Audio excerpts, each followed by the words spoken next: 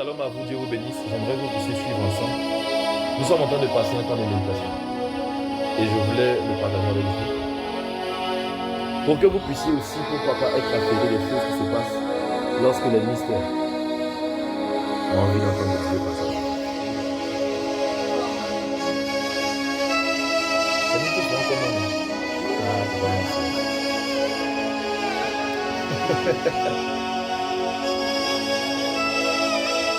J'ai une question à poser afin qu'on puisse commencer la méditation. C'est bon? Mélodie venue du ciel, mais c'est joli à voir, c'est intéressant à entendre. Alléluia. Jésus-Christ dit qu'il est venu du ciel aussi. Il dit qu'il est venu du ciel. Mais ma question, est-ce qu'il vient vraiment du ciel?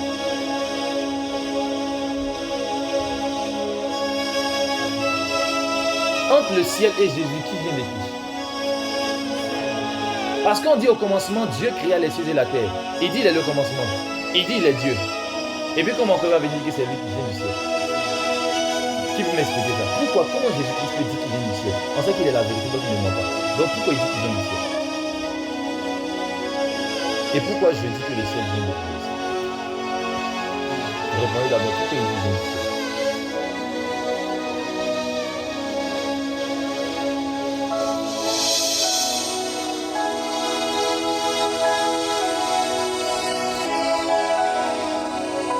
Tu disais?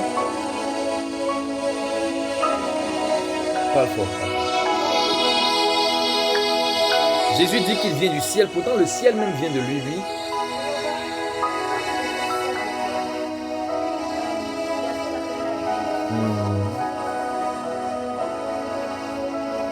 Donc, le ciel ne vient pas de lui, ou bien donc il ne vient pas du ciel.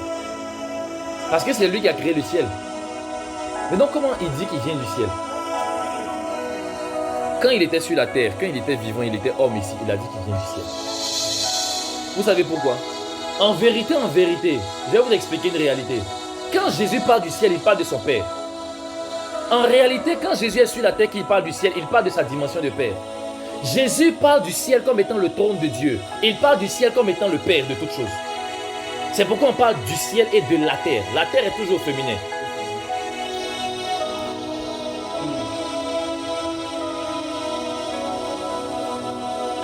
Et quand Jésus-Christ parle, il veut dire tout simplement qu'il est descendant des choses d'en haut.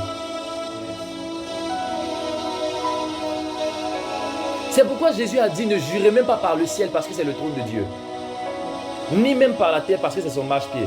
Mais ma question, comment la terre peut être le marche-pied de Dieu? Qui marchait dessus en ce temps? C'est pas Jésus. Merci beaucoup. Mais il n'a pas dit parce que c'était son marche-pied ou ça sera son marche-pied. Il dit c'est son marche-pied et le ciel c'est son trône. En d'autres termes, Jésus était dans le ciel et sur la terre en même temps. Le ciel était son trône pendant qu'il parlait et la terre son marche-pied pendant qu'il parlait. C'est pourquoi il a dit à Nicodème, il dit personne n'est monté au ciel si ce n'est celui qui en est descendu. Et c'est le Fils de l'homme qui est dans le ciel. Le Fils de l'homme qui est en face de toi là, c'est lui qui est dans le ciel. Parce que c'est le même Fils de l'homme qui dit, le Fils de l'homme sera élevé aussi sur le bois, à la croix. C'est qui était élevé à la croix? C'est pas Jésus-Christ lui-même. Mais comment lui peut dire il est le Fils de l'homme qui est dans le ciel pendant qu'il est en face de Nicodème en train de lui parler de ça? C'est pour vous dire que celui que Marie a accouché là, c'est lui qui a accouché Marie. C'est une vérité. Il est la source de sa propre source. C'est pourquoi faites attention aux sources primaires et aux sources secondaires, aux sources supérieures et aux sources inférieures. J'explique? Je peux expliquer, ce n'est pas un souci, il n'y a pas de souci. Au commencement, Dieu créa les cieux et la terre. Peut-être que plusieurs personnes ne savent pas que la terre vient des cieux. La terre a été tirée du ciel. De la même manière que Ève a été tirée d'Adam. Et que l'Église, qui a été appelée comme la pierre, vient de celui qui a été le Fils de Dieu. Donc le Fils du ciel. En d'autres termes, celle qu'on appelle la terre vient de celui qu'on appelait le ciel. Yes. Alléluia. C'est vraiment ma question. Je laisse là. Donc, il dit que, si je comprends bien, lui, il vient du ciel, pourtant le ciel vient de lui. Et il dit qu'il vient du ciel, pourquoi? Parce que il vient du Père. Tant que son trône est dans le ciel, vos prières doivent aller au ciel. La seule chose qui va changer, c'est que vous réussissiez à faire descendre son trône dans votre cœur. Mais là, c'est une parenthèse d'abord. Là, oui, effectivement. Ça, c'est une parenthèse d'abord. Ce que vous devez comprendre, c'est que Jésus-Christ de Nazareth, là, il a dit, voici donc comment vous devez prier. Notre Père, oui ou non? Mais qui est où ça? Dans le... C'est comme ça. Mais ma question encore, ça c'est une parenthèse que on va ouvrir les parenthèses, on s'en fout des blancs. Ma question, comment il peut dire notre Père qui est dans les cieux? Si notre Père est dans les cieux, ça veut dire que notre Père est aussi dans le deuxième ciel. Ou bien il n'est pas là-bas. Il a laissé le deuxième ciel pour Satan. Donc quand on dit notre Père qui est dans les cieux, il parle de quoi? Il parle du troisième ciel. Et puis du premier ciel, lui vient payer, on dit c'est le ciel des animaux. On dit Dieu habite dans le troisième ciel. Donc pourquoi il dit notre Père qui est aux cieux? Pourquoi il a dit ça au pluriel? Dieu habite dans le deuxième ciel. Et il habite dans le premier ciel. Il habite dans le troisième ciel. Et il habite dans le quatrième, le cinquième, le sixième et le septième ciel. Arrêtez de raconter des histoires de petits ici. On n'est pas encore à la dimension de Superbe qu'on a grandi. Arrêtez vos histoires de non, il n'y a que trois cieux. Paul a dit que quelqu'un était envoyé jusqu'au troisième ciel dans le paradis de Dieu. Je le répète encore. Paradiso en grec c'est jardin. Vous pensez que Dieu habite dans Ab? Il se couche sur les zèbres. Il est devenu une Nebuchadnezzar ou bien? Ceux qui ont compris ça, c'est une blague biblique. Maintenant expliquez.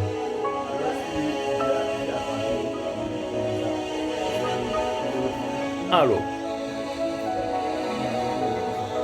il était devenu comme un animal. On appelle ça les blagues bibliques. Humour gospel. Alléluia. Amen. Donc la question que moi je vais vous poser, quand tu arrives à cette dimension, mon frère, ma soeur, tu dois comprendre les choses différemment. La question est la suivante. Quand on dit au commencement, Dieu créa les cieux et la terre, moi-même je vous dis, il y a trois mondes. Mais quel est le troisième monde? On sait tous que la terre est un monde, que le ciel est un monde. Le troisième monde c'est lequel?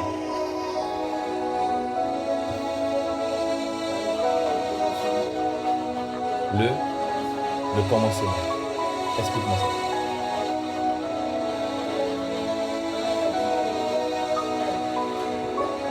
Pourquoi tu mets ça sur moi? Parle fort hein, puisque ça enregistre aussi à peu près.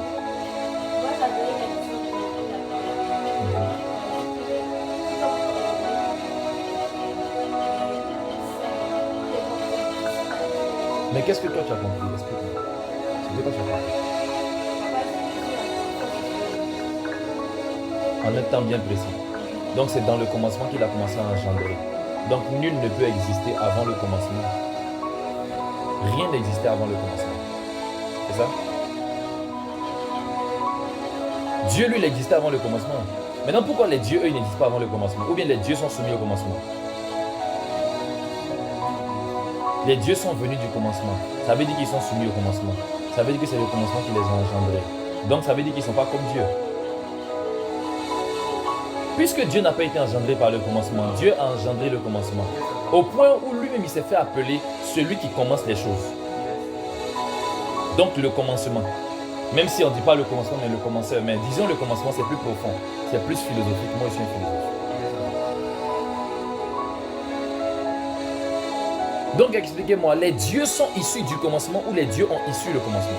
Ou du moins, ça c'est un jeu de mots. Sinon, les dieux sont issus du commencement ou bien c'est les dieux qui ont engendré le commencement? Pourquoi? C'est dans le commencement que Dieu les a engendrés. Les esprits ou bien les dieux? Parce qu'on dit qu'il est le père de tous les esprits.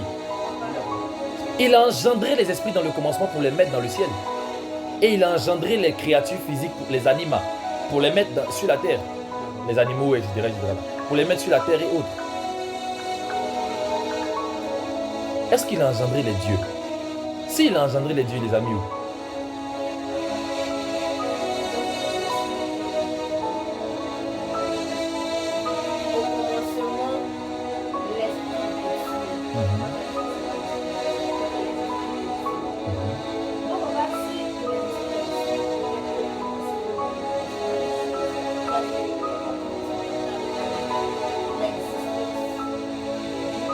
Oui.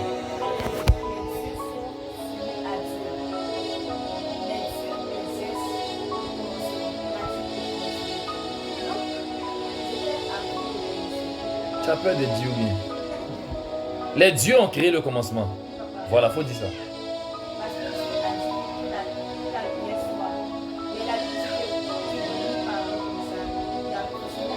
Ce que vous oubliez, c'est que c'est vrai que Dieu est lumière. Mais celui qui est venu dire que lui il est la lumière du monde, là, ce n'était pas Dieu, c'était Jésus, le Fils de Dieu. Il est Dieu, hein, mais c'était Dieu dans sa dimension humaine. En d'autres termes, c'était Dieu qui devait venir sur la terre qui a dit qu'il est la lumière. Ça veut dire que ceux qui sont venus pour envoyer la lumière sur la terre ici, là, c'est ceux qui devaient habiter sur la terre ici. C'est la lumière de leur Père. Ils n'ont pas de lumière à part Jésus-Christ. Jésus-Christ est la pleine lumière de Dieu. Mais je vous ai dit que Jésus-Christ est l'expression de Dieu. Jésus, c'est lorsque Dieu se représente dans une dispensation, dans une dimension ou dans une réalité que lui-même il a créée. Et il porte plusieurs noms, plusieurs différents noms. C'est pourquoi Jésus-Christ, c'est Dieu sauve. Mais il ne peut pas s'appeler Dieu qui sauve s'il n'y a pas de problème. Donc ça veut dire depuis le temps où il n'y avait pas de problème, il ne faut pas s'appeler Dieu sauve. Sinon tu sauves quoi? Ou bien, voilà, dans un monde où le feu n'existe pas, il n'y a pas de pompiers. Tu es pompier, c'est ton problème. C'est pour pas dire peut-être nous mouiller l'eau là seulement quand il fait trop chaud, c'est tout. C'est pas ça? Alors, donc, Jésus-Christ, c'est le nom que Dieu s'est donné pour venir régler le problème ici. Et il a mis ce nom au-dessus de tous les noms parce qu'il a voulu leur montrer à quel point son amour est prêt à aller au-delà de tout ce qui existe. Mais bon, bref. Sinon, ce n'est pas son seul nom. Ou bien, les Jéhovah Jireh, les Jéhovah Rapha, les Jéhovah Nari, tout ça là. Il y a beaucoup de choses. Expliquez-moi tout ça. Moi, je veux juste comprendre. Est-ce que les dieux là, ils ont été créés dans le commencement ou avant le commencement? Melchisedec, par exemple, on dit il n'a ni commencement de jour, ni fin de vie. Donc Melchisedec n'est pas dans le commencement. Melchisedec là, est-ce qu'il est le seul? Pourtant lui on dit c'est un Dieu, c'est un fils de Dieu. Et il est le roi de tous les fils de Dieu. Si lui n'est pas dans le commencement, il a été créé quand?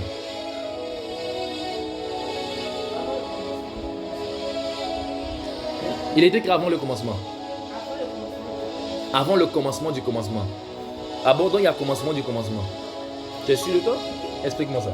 C'est profond ça. Parlez fort, hein. Parlez fort. Je laisse les autres. Oui. Lorsque Dieu dit créer l'homme à notre image là, il crée l'homme pour ça. Et puis il crée l'homme avec qui? Je pense que Dieu crée l'homme avec les dieux pour que l'homme puisse exister dans le commencement. Mais si eux ils créent l'homme dans le commencement, c'est-à-dire eux ils le créent pour ça. Avant le commencement. Mais en fait, c'est pas ce qu'il dit avant le commencement. Parce que c'est le commencement et le commencement. C'est ce qui fatigue beaucoup la Bible. C'est que la Bible n'est pas précise, n'est pas explicite. Tant qu'on n'a pas l'esprit de Dieu, on ne pourra pas comprendre certains mystères. Par exemple, il y a une question qui se pose. Ça, c'est une question que je n'ai pas encore posée depuis que vous regardez sur mes pieds, vous fatigue exprès. Je voulais vous conduire à cette question. Au commencement, Dieu créa les cieux et la terre. Quel commencement? Au commencement de quoi d'abord?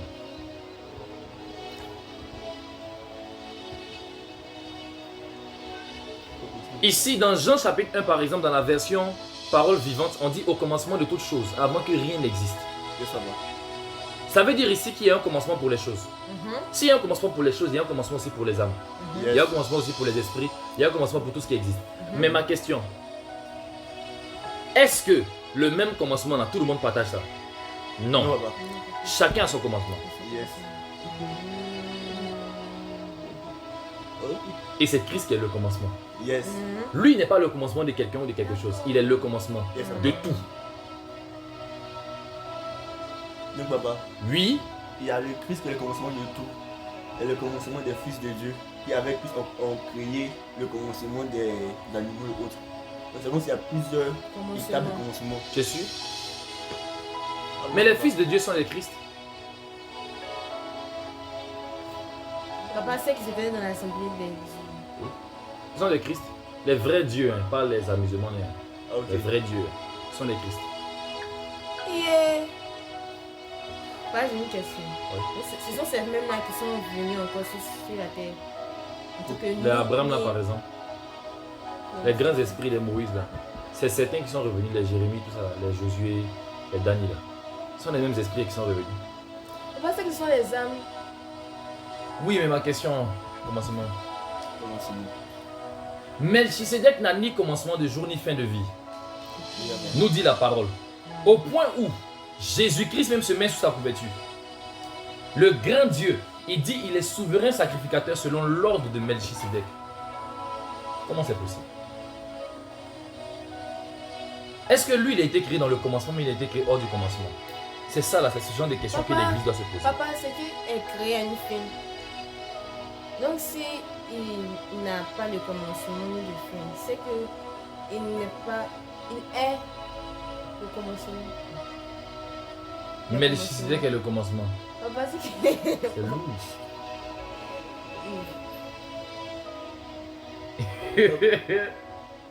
Moi, je me sens à l'aise comme ça, j'aime la parole.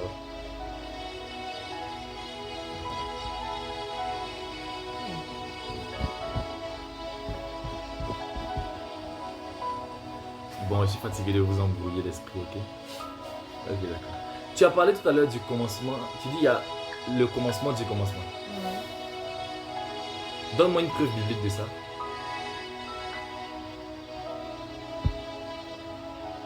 Faut pas. J'ai venu avant que tu me sortes. Ouais. Jamais de la vie.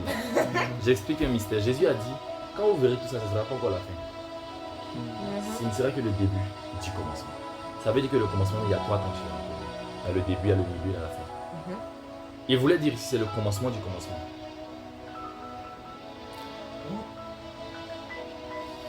Est-ce que vous comprenez? Papa. Il voulait dire ici que c'est le commencement du commencement. Et dans le commencement, il y a eu des commencements. En trois temps, papa. Quand on parle de commencement, on parle de commencement de quelque chose, de quelqu'un. Le seul commencement qui n'est pas défini, c'est celui qui a engendré tout. C'est le commencement, lui, il dit il est le commencement, il est la fin. Il est aussi la fin de tout.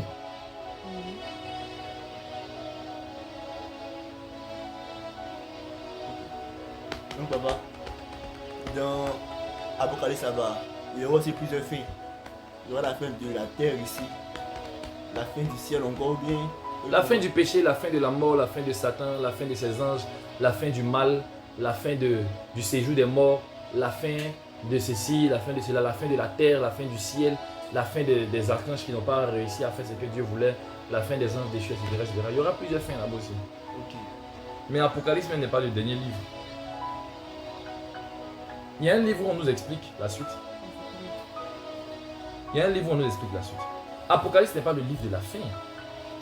La révélation. Apocalypse n'est même pas le, c'est même pas le livre de la révélation de la fin. L'ange a été clair. Monte ici, je te ferai voir ce qui va arriver dans la suite, pas dans la fin. La suite des... Et ça va. Ça veut dire que ce n'est même pas le livre de la fin, mais c'est le livre de la suite. Yes. Papa, on fait ça. Apparemment on peut. Attends. Oui. Mais c'est évident. Genèse, c'est le livre du commencement.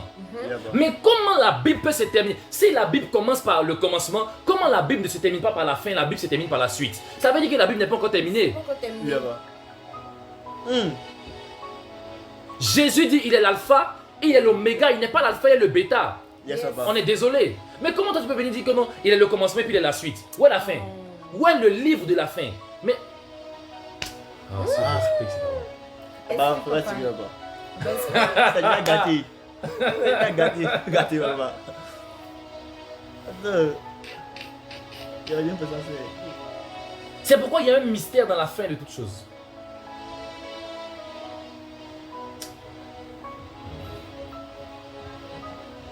Alléluia. Amen. Vous comprenez mieux? Oui, papa. C'est beaucoup de choses, mais c'est très intéressant. Il y a une vérité que vous devez retenir à partir d'aujourd'hui. C'est que Jésus-Christ marche avec ceux qui ont la révélation. Yes. Dieu n'aime pas ceux qui ne le connaissent pas. Il les aime. Vous savez, quand on parle de l'amour, il y a beaucoup de qualités d'amour. Et ça va. Il y a l'amour compassion, il y a l'amour relation. Il peut avoir compassion de tous les êtres humains, mais jamais relation avec tous. Dieu ne marche pas avec ceux qui ne le connaissent pas. Parce qu'il sait que si tu ne le connais pas, toi-même tu ne peux pas marcher à lui. C'est pourquoi la Bible dit, dans l'Apocalypse, voici ceux qui vont marcher à lui. Ceux qui auront gardé leurs vêtements blancs. C'est ceux qui auront conservé leurs vêtements blancs qui seront dignes de marcher avec l'agneau. Yes, ça va. Ok, d'accord. C'est là. Vous pensez que c'est tout le monde qui marche à l'agneau. Quand vous voyez votre vêtement qui a dété, allez vous sanctifier. Vérité, papa. Un jour, j'ai fait un songe qui m'a terrifié. Ah bon, ça va. Je viens de me rappeler d'une scène où j'étais en train de vous expliquer le songe. Et puis tu as dit à votre papa. Ça arrive, vous souvenez les impressions des déjà vues. En fait, on dirait que c'est tout extraordinaire. Ah. Ah ouais, ce qui est extraordinaire, c'est la suite. Je laisse tomber. Ah, papa, bon, ça va. Est-ce que vous voyez un peu? Yeah, va. C'est très chaud, il y a deux attirs avec moi, c'est compliqué. On porte ta blanc, on porte ta blanc. Je vais vous poser une question encore. Je vais alimenter cette question. Au commencement, Dieu créa les cieux et la terre. Donc le commencement, c'était le troisième monde, c'est ça? C'était le commencement du troisième monde. Donc le commencement, non, j'ai dit il y a 3 mondes. C'est bon là. 3 mondes principaux. Hein. Oh. Sinon, il y a des centaines de milliers, de millions, de milliards de mondes. Hein. Mais le deuxième ciel, ce moment, vous n'avez pas encore fini de découvrir. Yes, ça À va. combien de fois raison le troisième ciel? Vous dites même le quatrième, le cinquième, le sixième et le septième ciel où Dieu habite là-bas. Hein? Il y a pas. Non, je vous pose la question. Ça y va, là, ça rejoint un peu les films Marvel, il y a plusieurs mondes. Et tout. Les multivers, non? Il y a pas. Laisse même plusieurs mondes, plusieurs univers. Yes. On n'a pas encore fini de découvrir un seul, mais on dit on a plusieurs. J'explique. La Terre peut être contenue près d'1 million de fois dans le Soleil. Est-ce que vous savez ça? C'est à peu près. Hein. Ça veut dire on peut prendre la Terre, on met ça 1 million, on met 1 million de terres dans le Soleil. Yes, ça va. Pourtant, on peut mettre 1 million de soleils dans notre galaxie. Et on peut mettre 1 million de notre galaxie dans un trou noir. Et 1 million de trous noirs dans certains espaces. Le temps que tu as fini de calculer tout ça là, tu te rends compte que on n'a pas de... De quoi? L'univers est tellement grand. Yes, ça va. Et l'univers, c'est le deuxième ciel. Attends. Bon. Les dieux que les Romains adoraient là, c'était les dieux qui étaient où? Soleil. Soleil, gauche. C'est tout, c'est les constellations. Il y a pas. Et puis les planètes. Donc, ça veut dire que leur spiritualité était comprise dans le deuxième ciel. Mais dans quel deuxième ciel? Dans la Voie lactée? Non, dans le système solaire même. Laisse la Voie, dans le système solaire. Vénus, Saturne, Jupiter, Mercure, Narine. C'était leur dieu qui était là. Leur spiritualité tourne autour du soleil. Les 7 jours de la semaine, c'est dans le soleil. Il y a pas. Sunday, premier jour, ça commence toujours par le soleil, le commencement de toutes choses. C'est lui qui les maintient en vie. Ensuite, Monday, la lune. C'est pas ça.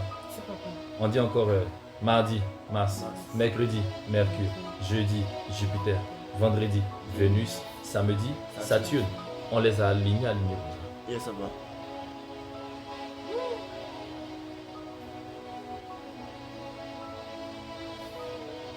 Attends, ou bien vous pensez que quand la Bible dit nous n'avons pas à lutter contre la chair et le sang, mais contre les dominations, les principautés, les autorités et les esprits méchants dans les lieux célestes, vous pensez qu'ils sont où? Ils sont dans les planètes. Dieu est là-bas aussi, ne vous inquiétez pas. Dieu est là-bas aussi. Yes. Dieu est là-bas. Il a son quartier général dans le ciel, même dans le deuxième ciel. La Bible dit dans l'Apocalypse, il y a un ange qui se tenait dans le soleil. Comment l'ange pouvait venir s'asseoir dans le soleil? Venir parler aux oiseaux du ciel. Il parlait aux oiseaux de quel ciel là-bas? Du premier ciel. Il n'y a pas d'oiseaux dans le deuxième ciel. C'est le cosmos, il n'y a pas d'oxygène là-bas. Yes, ça va. Donc il parlait aux oiseaux du premier ciel.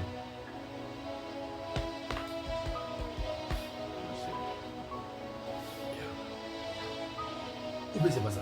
C'est ça. Non. Si moi aussi vous m'expliquez, sans vous parler pas. Ça va pas. Je vous blague. Ça va pas. Je ne vais pas vous blaguer, vous me connaissez. Vous savez que c'est pas un blagueur. Yes, ça va. C'est pas vrai. Papa, Oui. donc on a dit au commencement, Dieu créa les cieux et la terre. Donc, il y a 3 mondes. Donc le commencement est fait pour la création des cieux. Donc, On n'a rien expliqué par rapport à la création des cieux. Il y a des livres qui sont là-bas aussi pour ça. C'est pas ce que Dieu a voulu expliquer à Moïse pour l'instant. C'est pas ce que Dieu a voulu que Moïse note. Normalement, même Genèse devait être consacrée entièrement à la création. De toute façon, Apocalypse, c'est seulement tout. Genèse devait... En fait, les livres là sont trop petits. Ce sont des visions qu'ils ont écrites, ce n'est pas des explications. C'est pas comme s'ils ont dit, bon, ok, on va venir écrire un livre où on parle du commencement. Ils ont juste dit, on va venir écrire un livre où on parle des commencements. Commencement d'Abraham, Isaac. Il a voulu... En fait, ça, c'est le commencement d'Israël. Yes. Genèse, c'est le livre du commencement de la nation d'Israël. C'est pourquoi il s'arrête où on parle de Joseph. Après on parle d'esclavage, 400 ans après, on termine de partir. Parce que Moïse devait venir expliquer au peuple d'Israël que Dieu avait déjà dit que vous allez faire 400 ans quand même. Donc il a commencé à parler de ça, après il a parlé de Caïn, Abel, il n'explique rien par rapport à ça, il survole tout. Ça y est, papa. c'est méchant. Bah, moi, il me dit qu'il y a des livres qui ont été écrits. C'est seulement pour ça. Elle dit c'est méchant, Moses, excuse-la. Il y a des livres qui ont été écrits spécialement pour ça, mais qui n'ont pas mis dans la Bible en fait. Par exemple dans Josué, on dit les exploits qu'il a fait et toutes ces choses. Ne sont-elles pas écrites dans le livre du juste? Si, papa. Où est le livre du juste? On pense à où? Ah, il n'est pas dedans. On parle du livre du juste. Où c'est? On pense à où? Moi, ça m'intéresse. Ah, c'est pas papa. Bon sang. Et on ne se contente que des 66 livres que les catholiques nous ont offerts. Yes. Il n'y a pas plus que ça, quoi. Question. Il y a plus que ça.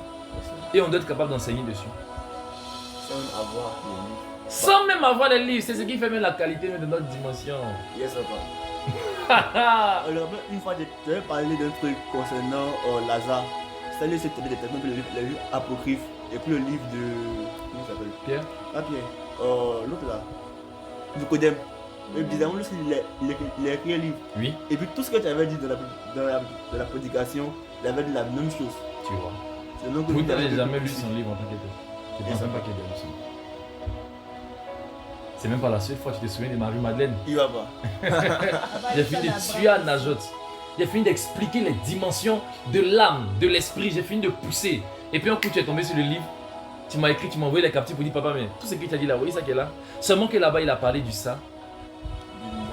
Il a parlé du noïs. Oh là là. C'est là que je me suis posé une question. Donc ça veut dire qu'il y a une parallèle. Parce que ce que les gens oublient, c'est que le noïs est l'équivalent de la chair. Ah bon, ça va. Tu vois, par exemple, déjà même que tu ne sais pas c'est quoi qu'est le noïs, ils ont encore un problème pour mettre dessus. Mais quand il dit c'est l'équivalent de la chair, vous devez déjà savoir, puisque vous connaissez la chair, je suppose. Ah là là. L'église aura besoin de nous et l'église va nous dire merci. Yes, ça va. L'église va nous dire merci. C'est quoi la chair? C'est pas la viande lin. Non, non. C'est quoi la chair? La chose, c'est comme ça, des envies, des désirs, de quoi. Ouais, c'est pas la conclusion du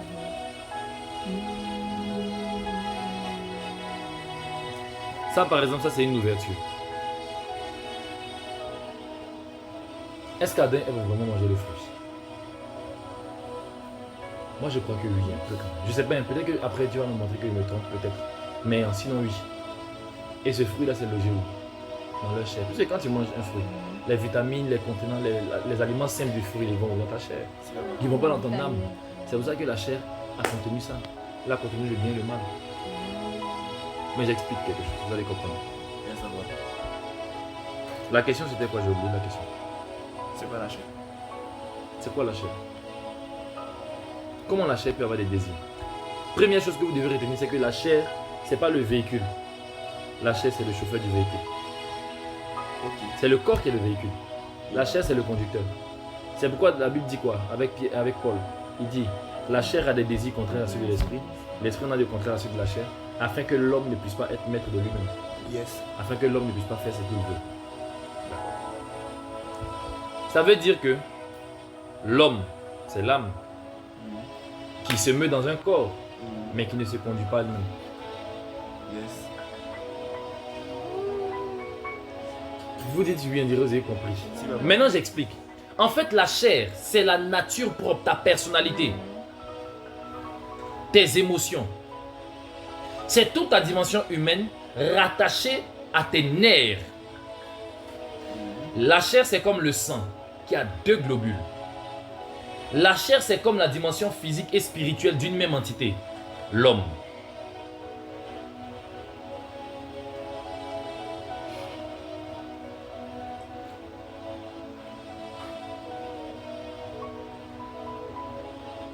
Souvent, ta chair fait de bonnes choses. Est-ce que tu sais ça? Tu sais pas. J'explique. Souvent, la chair dirige le corps, l'âme et l'esprit. Mais Dieu n'a pas de problème avec ça. Ah bon, ça va. Le problème de Dieu là, hein, c'est que ta chair puisse les conduire dans le pain. Ok. Je vais vous poser une question. Vous pensez que c'est ton esprit qui a faim. Mais si tu ne manges pas, qu'est-ce qui va arriver? Tu vas tomber. Tu auras faim. Ça te fatigué? Est-ce que c'est ton esprit qui a soif? C'est ta chair qui te pousse à boire. Pourquoi? Parce que toutes les prérogatives humaines ont été mises dans la chair. C'est bon. C'est après maintenant que Dieu a enfermé le péché dans la chair. La Bible dit, vous ne savez pas ça. Il a enfermé le péché dans la chair. C'est pour ça que Jésus-Christ est venu pour détruire sa chair à la croix de Golgotha. Yes, ça va. Parce que Dieu a enfermé le péché dans la chair. Sinon, à la base, la chair n'était pas mauvaise d'abord. Yes. La chair était comme l'instinct de survie des animaux. C'est ce qui nous permettait de pouvoir être hommes. C'est ça la chair. Mais après, maintenant, le péché est rentré dans la chair. Avec l'arbre de la connaissance du bien et du mal, la chair maintenant connaît le bien, mais elle connaît aussi le mal. C'est-à-dire que la chair aura envie de pouvoir, par exemple, aller vers une femme ou aller vers un homme. Est-ce que c'est mauvais pour mademoiselle d'aller vers un homme? Non, c'est pas mauvais. C'est même une très bonne chose dans le mariage. Yes, ça va. Mais la chair, oui, elle veut ce qui est bien, les rapports sexuels, d'accord. Mais la chair va aussi vouloir ce qui est mal, les rapports sexuels hors mariage. Yes, ça va. Elle ne va plus se contenter que de faire le bien, mais aussi de faire le mal.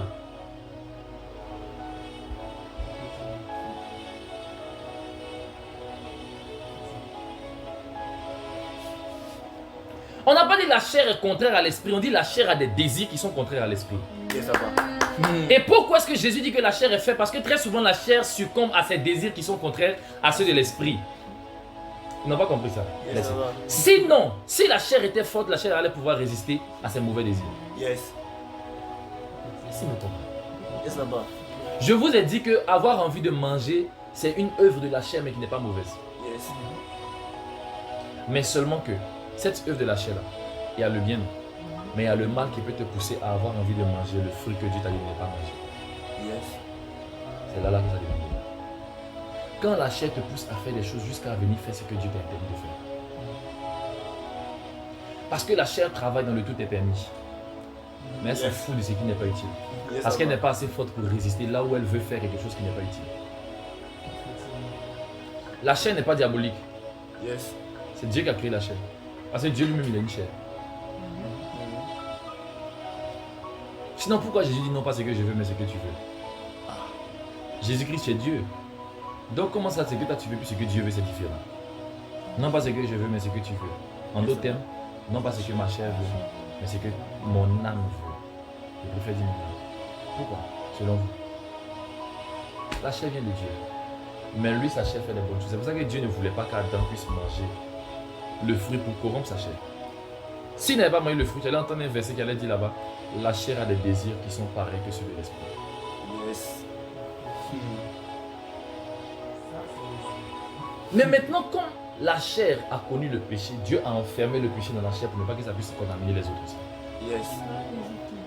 L'âme et l'esprit, et même le corps. Même le corps. Je vais poser une question.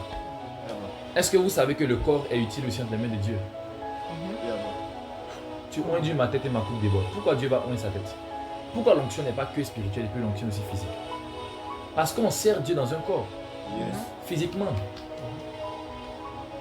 Mais la plus basse de toutes les dimensions, c'est lorsque ce que tu reçois est sur toi. La plus haute, c'est lorsque ce que tu reçois en toi. Yes. Jésus a dit, maintenant l'esprit de vérité demeure avec vous, mais bientôt il sera en vous. C'est la dimension supérieure. Yes. On verse l'huile sur la tête d'Aaron. On dit qu'il est bon, qu'il est doux pour des frères de demeurer ensemble. C'est comme l'huile qui descend sur la tête d'Aaron, sur sa barbe et ses vêtements. Pourquoi ça reste pas sa tête? C'est ce qui fatigue les gens en fait. Parce qu'ils savent très bien que quand l'huile vient sur la tête physique, ça coule. Donc ils se disent que dans la grâce aussi, on est à cette même dimension. L'huile doit couler. Mais si l'huile coule, c'est bon. Parce que nous sommes le corps de Christ. Et l'huile est la tête. Et nous, on est le corps. Donc c'est sur nous qu'il y a les vêtements. Yes. Ça veut dire que quand ça coule, ça reste sur nous. Parce que l'huile quitte pas habille. Ça veut couler sur ta tête, mais ça reste dans tes habits. C'est ainsi que quand l'huile est oint, ça descend sur lui, ça vient sur nous. Et puis ça reste sur nous. Yes.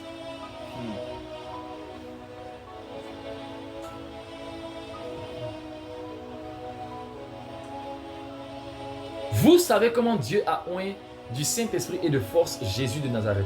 Ma question, oint de force, ça veut dire quoi? Il pouvait avoir force aussi comme Samson. Puisqu'il était oint de force. Comment lui, il a pu chicoter toutes ces personnes dans le temps? Voilà, personne n'a parlé.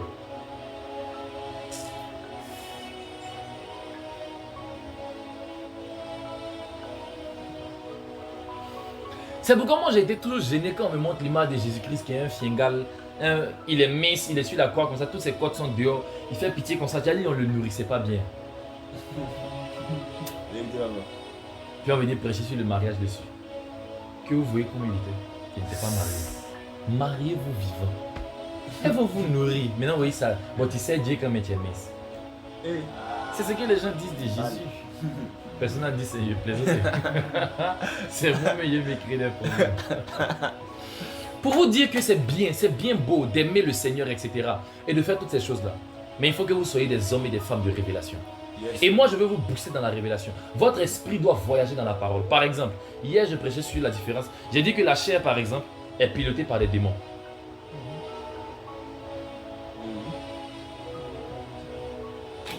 Et que le diable, lui, il attaque les choses les plus principales. Il n'est pas dans la chair. Le diable n'est pas dans la chair. Si tu as vu Satan dans la chair aujourd'hui, tu sais que ce n'est pas la chair qui cherche en fait. Yes. Quand il a dit à Jésus, transforme cette pierre en pain, il a dit à Ève, tu as mangé, c'est rien. Il y a quelque chose toujours derrière. Parce que si vous remarquez pour Ève, hier je l'ai dit, pour Ève là, c'est pas le fruit qui l'a séduit, c'est le poste qu'il promettait derrière le fruit qui l'a séduit. C'est le pouvoir du fruit qui l'a séduit. Il disait à Ève comme ça, si tu manges, tu deviendras comme Dieu. En ce qui concerne le bien et le mal, tu seras comme Dieu. Dieu ne veut pas que tu sois comme lui. Toi, tu peux devenir comme lui sans lui. Tu peux passer derrière lui pour devenir comme lui. Ça ne vous rappelle rien. C'est que ça ne vous rappelle pas. Ça ne vous rappelle pas. Ésaïe, il dit, je me monterai. Je lèverai mon trône jusqu'à celui du Tout-Puissant. Je serai semblable à lui. Etc. etc. Je veux devenir comme lui. En vérité, lui s'est fait revenir communiquer à Ève sa rébellion.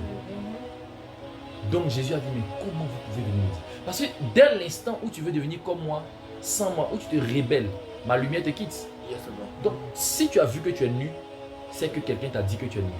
Mais qui t'a dit que tu es nu? Seigneur, c'est quoi? Comment tu as pu voir que tu étais nu? C'est que tu as écouté une autre voix que moi.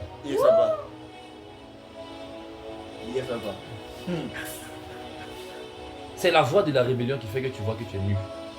Ce que les gens ne savent pas, c'est que quand tu es avec un père, si tu quittes bien, tu pars habillé. Tu quittes mal, tu pars nu. Yes. C'est comme ça. Tu es dépouillé de tout ce qu'il t'a donné là. La preuve. Quand ils ont vendu Joseph comme esclave, il est parti avec habillé sans habit. Ils avaient pris son manteau pour déchirer. Yes. Pour venir dire non, la preuve que ton fils est mort. Ma question, il a eu songe encore? Ok. Il n'a plus de songe. Il est devenu interpréteur des rêves maintenant. Yes, il ne pouvait plus être songeur. Pourquoi? Celui qui lui a donné le mandat de songer là. Celui qui lui a donné la tunique de plusieurs couleurs, puis il pouvait songer là. Il a déchiré. Comme il n'était plus sous la couverture, sous le manteau que son père lui avait donné, il avait vu qu'il était nu. Mais le problème c'est que la Bible dit quoi? Celui qui se soumet au péché devient esclave du péché. Donc, automatiquement, c'était l'image ici de Joseph. Il est devenu esclave des Égyptiens. Pourtant, si vous vous rappelez bien, l'Égypte avait un dieu qui était le serpent. C'était le cobra qui était sur la tête du pharaon. Le serpent qui était venu trouver Ève là-bas dans le jardin. Mais ne vous inquiétez pas parce qu'il y a une délivrance pour ça. C'est pour ça que même dans la prison, il y a 2 prisonniers qui l'ont retrouvé là-bas. Ils sont rentrés dans la prison avec lui. C'est pour ça que Dieu l'a laissé aller en prison. Parce qu'il voulait lui donner 2 prisonniers.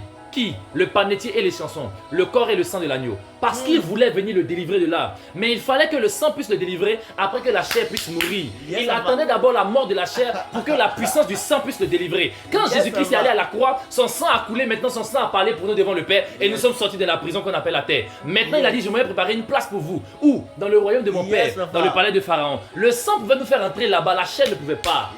Pourquoi? Parce que la chair a des désirs contraires à ceux de l'esprit.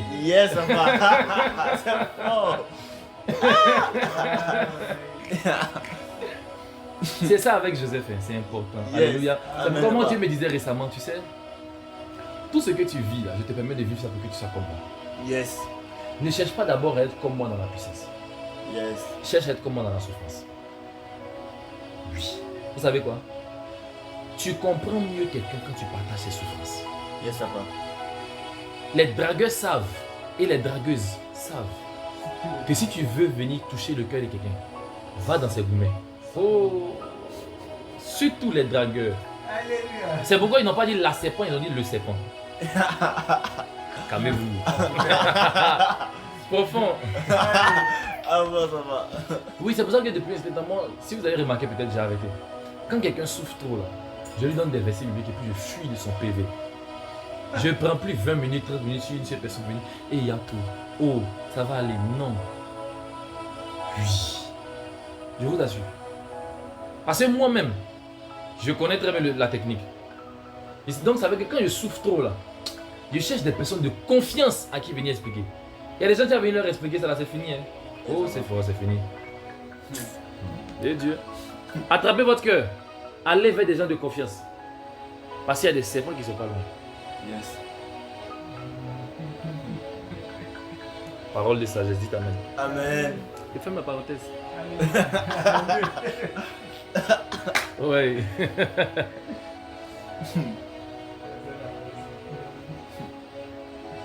C'est pas facile. Mais est-ce que vous savez que le serpent était clair? Bon, je ferme la parenthèse, mais... Yes.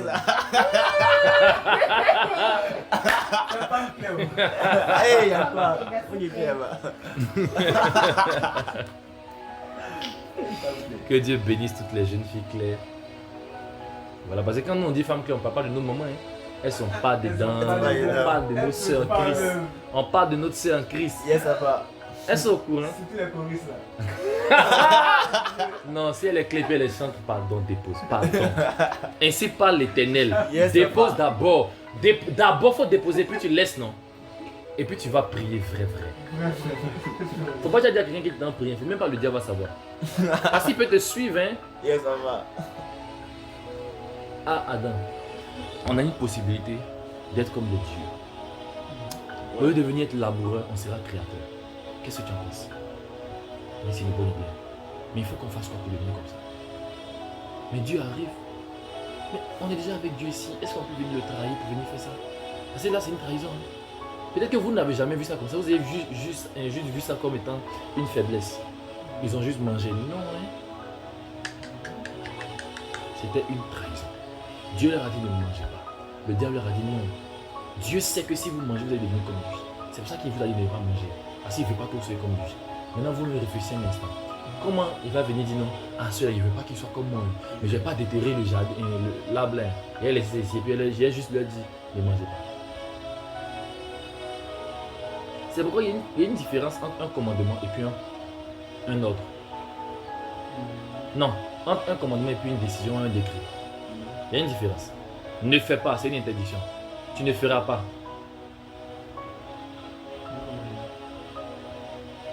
C'est un décret. C'est arrêté, c'est écrit. Quand on dit tu ne feras pas, ou bien tu ne pourras jamais faire, Dieu peut déclarer que tu n'as pas péché. Et puis même si tu te concentres, tu ne pourras pas pécher. Il a déjà bloqué. N'oubliez jamais ça. Sous la loi, on avait un ministère de délivrance. Sous la grâce, la Bible dit que nous avons un ministère de réconciliation. Yes, ça va.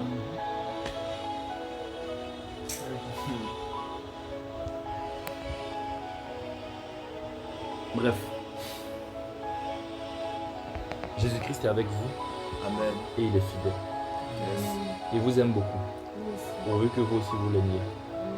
La question que j'aimerais poser à quelqu'un qui me dit Amen bien. Amen. Est-ce que tu veux être un homme et une femme de révélation? Yes, ça va. Jusqu'à quel niveau est-ce que tu cherches la révélation? À un niveau où je sais tout ce que je veux savoir. À fond. À un niveau où je sais tout ce que je veux savoir. Même les informations me cherchent. Ok, les informations que tu cherches, oui. Ouais. Parce qu'il y a trois dimensions. Il y a trois dimensions de la révélation. Yes, ça va. Il y a demander, à chercher, puis à frapper. Mais le plus haut de toutes ces dimensions-là, laisse la parenthèse comme ça. Tu peux l'expliquer. Beaucoup de parenthèses. Ah bon, Beaucoup ça trop de va. parenthèses. L'expliquer. Ah bon, ça va. L'expliquer. Bien, moi. D'accord, vous expliquer. Est-ce que vous savez qu'il y a un lieu où demeure la connaissance? Oh, sinon, quand il frappe, on vous ouvrira, tu frappes. Tu frappes dans la connaissance là. Il y a un lieu, il y a des porteurs de connaissance. Yes, ça va. Il y a des porteurs de connaissance. Mais il y a le commencement de la connaissance. Peut-être que vous n'êtes pas au courant. Oui. Mais il y a le commencement des esprits. C'est lui qu'on appelle le Saint-Esprit.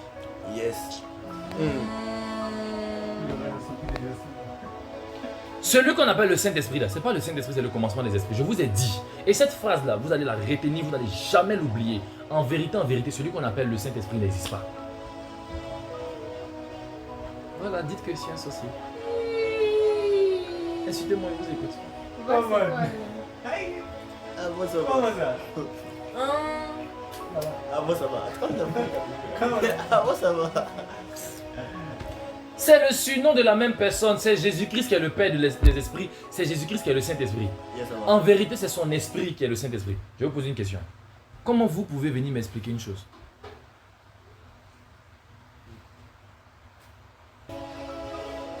C'est choquant ce que je vais vous dire, mais c'est une vérité qui vous serait utile. Yes, ça va. Est-ce que toi, Daniel, tu as un esprit? Il s'appelle comment? Ton esprit s'appelle comment? Daniel. Mais c'est toi qui t'appelles Daniel. Comment ton esprit peut s'appeler Daniel? Ah, mon esprit, c'est moi. Ton esprit, c'est toi. Maintenant, pourquoi quand il dit que l'esprit de Jésus-Christ, c'est Jésus-Christ, vous êtes étonné? Bien sûr. La différence, c'est que Jésus-Christ, là, lui, il n'est pas parti au ciel sans son corps. Il est parti avec son corps. Il vit avec vous tous ici, là. C'est quoi? Il vit en vous avec son corps. Sinon, comme il dit, je me tiens à la porte et je frappe. C'est son corps qui vit en chacun de vous. C'est pas ça que vous mangez à chaque fois qu'on dit non, la Pâque. Alors, maintenant, pourquoi vous mettez son corps et puis vous ne croyez pas que son corps est en vous? Jésus-Christ est en vous avec son corps. Son esprit qui est en vous, là. Oh. Quand il dit non, l'esprit de vérité que le monde ne peut recevoir parce qu'il ne le connaît pas. Mais vous, il demeure avec vous. Ma question, c'est dans le même livre des gens, là, qu'on dit l'esprit n'est pas encore descendu. Donc, qui demeurait avec eux? C'est Jésus même qui est l'esprit de la vérité. Il a l'essence de la vérité. Il dit les paroles que je vous ai annoncées sont esprit et vie. Comment lui il parle et puis c'est l'esprit qui sort de sa bouche? Ça veut dire qu'il est la source de tous les esprits. Il est la provenance de tous les esprits. Il est le père de tous les esprits. C'est lui qui est le Saint-Esprit. Celui qui a engendré les esprits. Yes, ça va. C'est Jésus-Christ qui est le Saint-Esprit. Au final. C'est fort, alors.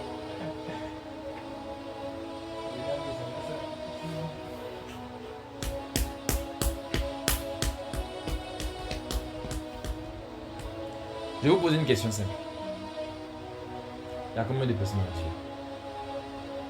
Dieu? Répondez, il y a combien de personnes en Dieu? Papa, Une personne en Dieu. Et toi? Une personne en Dieu. 3 ans. papa, tu as dit Ah, c'est toujours ce que moi j'ai dit. Là, si on nous accuse, on dit ah, c'est lui qui a dit. Oh. J'ai dit allez regarder la vidéo sur YouTube. J'ai précisé que c'est lui qui a dit. Moi, il n'est pas dit. Moi, il était encore une enfant. Mon fils, et toi? Parle fort. Pourquoi on entend ici? C'est une personne. Parle fort, parle fort. Je dirais une personne. Une personne. Ok, d'accord. Ok, justifiez votre réponse. Parce que papa, c'est le même Jésus qui. C'est Jésus qui agit en tant que Père. C'est le même qui agit en tant qu'esprit. C'est le même qui agit en tant que personne physique en fait. Maintenant, ma question, il s'appelle comment? Jésus. Jamais. Le vrai Dieu n'a pas de nom. Ok. N'oubliez jamais ça. Et ça va. N'oubliez jamais ça. Vous pensez qu'au ciel, là-bas, on l'appelle Jésus? On l'appelle Sabaoth, l'Éternel des armées. Je bats Sabaoth. Sabaoth. Vous pensez qu'au ciel, là-bas, on l'appelle Jésus? C'est bien, c'est le Christ à la terre qui s'appelle Jésus. Il a eu des noms sur la terre ici. Au ciel, il ne peut pas venir s'appeler le Dieu qui sauve, puisque au ciel, là-bas, il ne veut pas les sauver. Et ça va. Il les a vus, il les a laissés. Ceux qui ont péché, il les a chassés. Non, même s'il y a aussi une explication, parce qu'il y a la Bible aussi.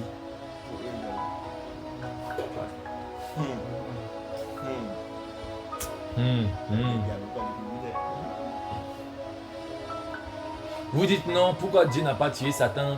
Pourquoi Dieu n'a pas empêché à Satan de venir? Pourquoi Dieu n'a pas tué aussi Judas? Pourquoi Jésus n'a pas empêché à Judas de le trahir? Puisqu'il savait qu'il allait le trahir. Afin que ça accomplisse. Vous ne savez pas quelle Bible eux ils ont là-bas au ciel et puis vous vous plaignez. Et ça va. Pourquoi il va venir le tuer pendant qu'il a accompli quelque chose aussi? Voilà. Il y a aussi une réalité chez eux là-bas. Allez appeler un ange et puis demander à un ange, je vais vous expliquer. Que mais si Dieu avait tué Lucifer, est-ce que nous aussi on allait être comme si? Est-ce que nous aussi on allait avoir telle chose? C'est là que vous allez comprendre tout. Si Dieu avait tué Judas, est-ce qu'on allait avoir tout ce qu'on a aujourd'hui, qu'on appelle la grâce? Non, non, non. Vous ne connaissez pas les réalités du ciel. Voilà. Oube. Et ça va.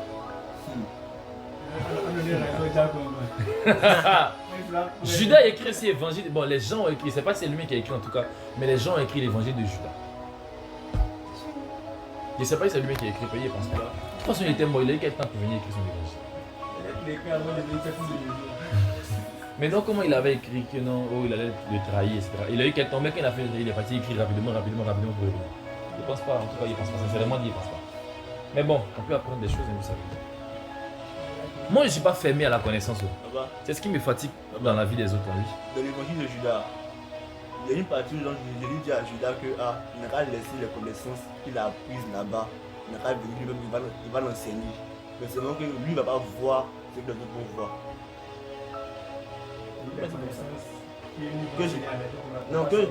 Que Judas a eu accès à la connaissance au ciel là-bas.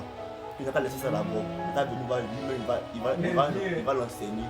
Sinon qu'il n'aura pas accès au même niveau de connaissance que les autres là. Parce que lui, il n'a pas fait des choses bizarres. Donc, c'est devenu comme ça. Lui, son image, il est bizarre. C'est bizarre. Il dit ça une fois. C'est très bizarre. Et un coup, c'était lui qui était Lucifer encore. Mais regardez. Bon, demain, c'était lui parce qu'on dit Satan est entré en lui. Il y a pas. Donc, c'est Satan qui est parti faire tout ce que Judas a fait. Donc, Satan entra dans Judas. Satan a repris possession de Judas. C'est un peu comme Samson. Ouais. J'explique le mystère. Tu as déjà compris. Il y a pas. Tu es béni alors. J'explique le mystère. Pour que Samson puisse naître là, il y a un ange qui apparaît à sa vie. Et l'ange a donné des instructions. Et souvent, Samson est là comme ça, puis un coup la force le prend. Et puis un coup la force le prend. Vous savez quoi? Ça peut être la même chose pour Judas aussi. Satan peut être à l'origine de sa naissance. Jésus a dit quoi de Judas? Il dit, n'est-ce pas moi qui vous ai choisi, vous les 12, mais l'un de vous est un démon. Il n'a pas dit là. Il dit il est. Il n'a pas dit il a un démon, on dit il est un démon. Ça veut dire que Judas n'était pas un homme normal. Judas venait de quelque part. Yes, ça va. Il avait précisé que c'était démon. Je crois que c'est Jean 6. N'est-ce pas moi qui vous ai choisi, vous les 12, mais l'un de vous est un démon. Papa, peut-être que quand il a découvert que Dieu voulait faire ce processus, ça lui passait par un homme, une femme. Peut-être même si on fouille bien, là, si on fouille bien, peut-être même que Judas est devenu Judas à cause des Pierre, Jacques et Jean. Peut-être même que c'est encore à faire des mêmes jalousies. Pourquoi c'est lui, là, ils vont venir donner l'esprit? Pourquoi c'est lui qui aura la clé? Pourquoi c'est lui qui a eu accès à telle dimension de révélation? Pourquoi? Ah bon? Ok, si était tu, c'est pas fini. Yes, ça va. Yes, ça va. Peut-être que c'est ça. C'était aussi sûrement la convoitise. Il a voulu faire comme Jésus, être comme lui, etc. Parce que n'oubliez pas que lui aussi, il avait sa mentalité. Hein. Et puis même dans Apocalypse, la même façon que le Saint-Esprit avait venu Jésus au travers de Marie, lui aussi avait venu sur son antichrist au travers de femme aussi pour pouvoir Oui. on adore tout ça. Donc c'est le même Pareil, même scénario. Ce que vous devez comprendre, c'est quoi? Vous êtes des fils et des filles de la révélation. Marchez dans la révélation.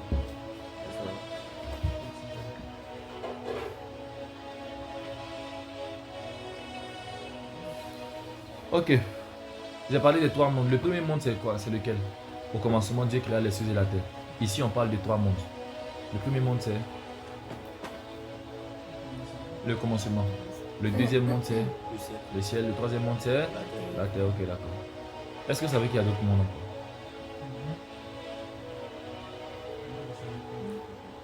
J'explique.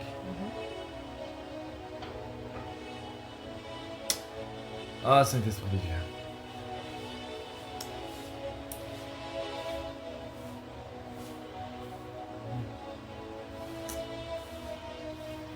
Le monde spirituel est où?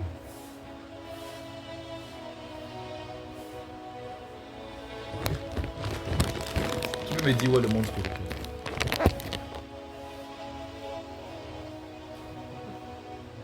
Voilà, c'est caché derrière chaque chose physique.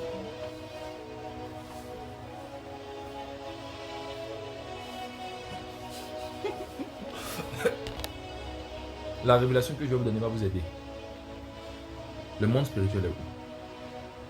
Le monde spirituel est là. Si on vous demande le monde spirituel est où là, dites qu'il est là.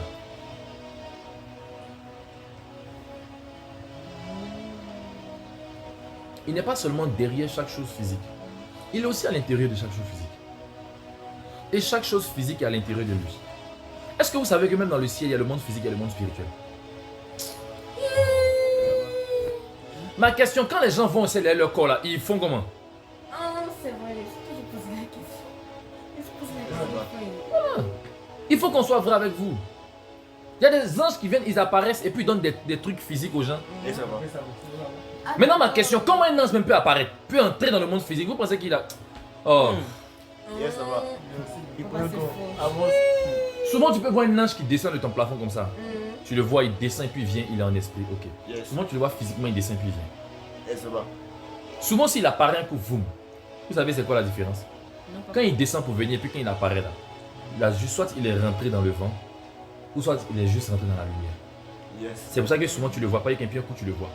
Il prend souvent des véhicules, les véhicules des éléments. Ou bien par exemple, il travaille dans l'espace-temps. Ou bien il ouvre un vortex. Ça peut exister. Mais quand tu le vois, il descend de ton plafond, puis tu le vois descendre. Il est juste venu, tu le vois. Il a emprunté juste les moyens physiques, c'est tout. Et ça va. Et Einstein allait t'aimer. C'est lui qui a dit. Einstein en a aimé, je vous assure, parce que quand il parle de l'espace-temps là, tu vois non, je sais qu'il a développé ça. Il a parlé de la corrélation entre l'espace et le temps. Non, qu'il y a souvent des distorsions, il y a, voilà, en fonction, il y a des endroits par exemple où le temps est plus long qu'ici. Où tu vieillis pas. Tu peux passer 10 ans là-bas, tu reviens si tu es jeune. Comme par exemple dans le ciel, et peut-être que vous ne le savez pas, mais il y a des endroits dans le ciel où tu vieillis. Le temps passe plus vite que certains autres endroits. Vous n'avez jamais remarqué qu'il y a des songes que tu fais par exemple, c'est plus long. Tu te réveilles, ça fait juste 3-4 minutes que tu dors. Si, ça va. D'autres songes, c'est rapide, mais tu te réveilles, tu vois, ça fait 2 à 2 heures. Et ça va. Pourquoi? Distorsion de temps. Il y a des endroits où le temps est plus rapide, d'autres le temps est plus long. Tout ça, c'est dans le grand monde spirituel. Ça, c'est même pas, ça n'a rien à voir avec le monde divin. Parce que je répète que le monde spirituel, c'est le monde des esprits. Yes, ça va. Dieu même ne vit pas dans le monde spirituel. Il habite là-bas, mais il ne vit pas là-bas. Yes, ça va. C'est bizarre, non? Ok. C'est pourquoi je vous le dis en vérité, Dieu même, le grand Dieu qui habite au ciel là. Il ne vit pas dans votre esprit. Dieu même n'est pas dans votre esprit. Dieu n'habite pas dans l'esprit d'un homme. Dieu habite dans son âme. Et ça va. Sinon, c'est l'esprit qu'il allait venir sauver.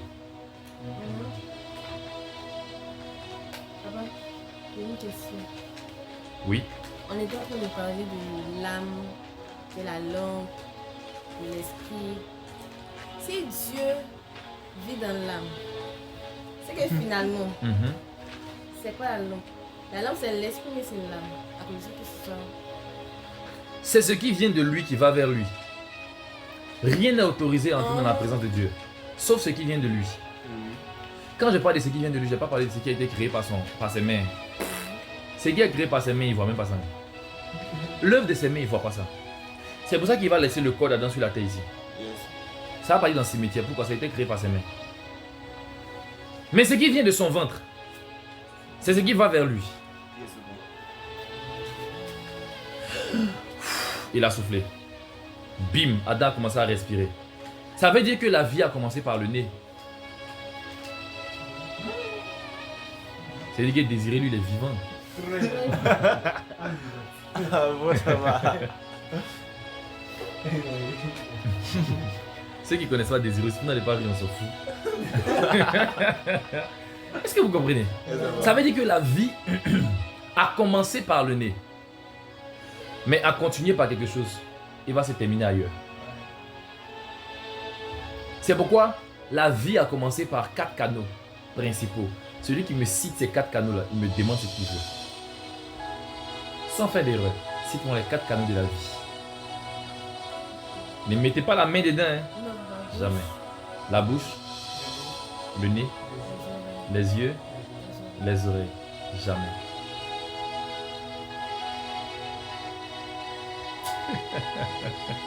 Trouvez, le temps passe. Trouvez. Ah, vous aussi, les 4 canaux de la vie. Là, tiens. Voilà la bouche. Mhm, Le nez, mhm, les yeux. mhm.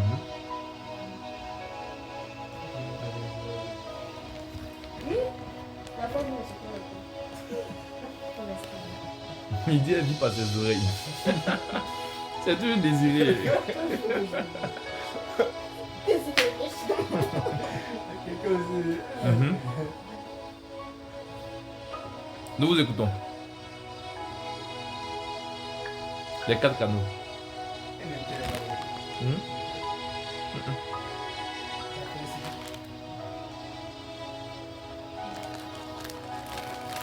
Le cœur c'est la vie, le cœur c'est pas le canal de la vie. Et puis le cœur c'est lui qui fait en sorte que tout ce qui est canal de vie là vient vers lui. On dit c'est lui qui vient des sources de la vie. C'est à qui tu peux venir vers lui. On n'a pas dit que c'est lui qui est la source de la vie, on dit c'est de lui qui vient des sources. On n'a pas dit la source de la vie, on dit les sources de la vie. 4 canaux, je vous écoute.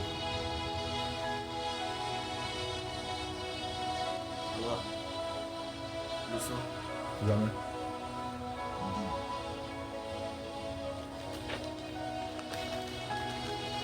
On dirait qu'ils font exprès ainsi là.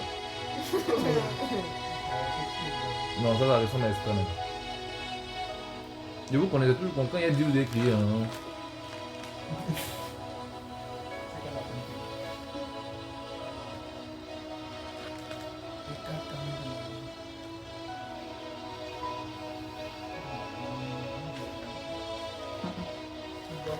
Il voit pas. C'était 4 canaux de la vie.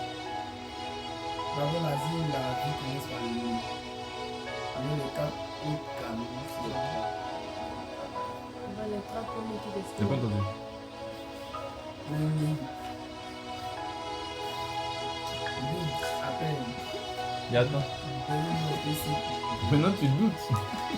Papa, moi, je On sais n'a pas qu'il y dit a le nez. je vois. Il y a le nez, il y a les oreilles. Bon, expliquez pourquoi. Dans l'explication, ça va vous venir. Expliquez pourquoi est-ce que le nez est dedans, pourquoi la bouche est dedans, pourquoi tout. On va le nez. Il y a 2 coups de nez. Jamais de la vie. Oreille aussi, il y a 2. Aïe. L'oreille, il y a 2. L'oreille, il y a 5 différents. Vas-y, fais tous. Trouvez-moi les 4 canaux de la vie. Il y avait, quand il a soufflé, il a soufflé dans les narines d'abord. Donc, il a soufflé dans les narines d'abord. Dans les narines, il y a 2 trous. Donc, s'il avait soufflé dans un, il allait respirer d'un seul côté. Il a soufflé dans les 2. Donc, il y a 2 portails. Il y a un seul portail. Un seul portail. Papa, concernant les oreilles et puis la bouche. Même quand ça rentre dans les deux là, il y a un seul conduit qui conduit jusqu'au poumon. Papa, concernant les oreilles et puis la bouche. On reçoit la vie à travers la bouche. Non, on transmet la vie à travers la bouche. Et puis on peut recevoir la vie. Oh, donc il y a canal de réception et canal de transmission. Vous faites exprès. Oh. Vous faites exprès. On transmet la vie par la bouche et puis on reçoit la vie par les oreilles. Parce que la foi qui est la vie vient de ce qu'on entend.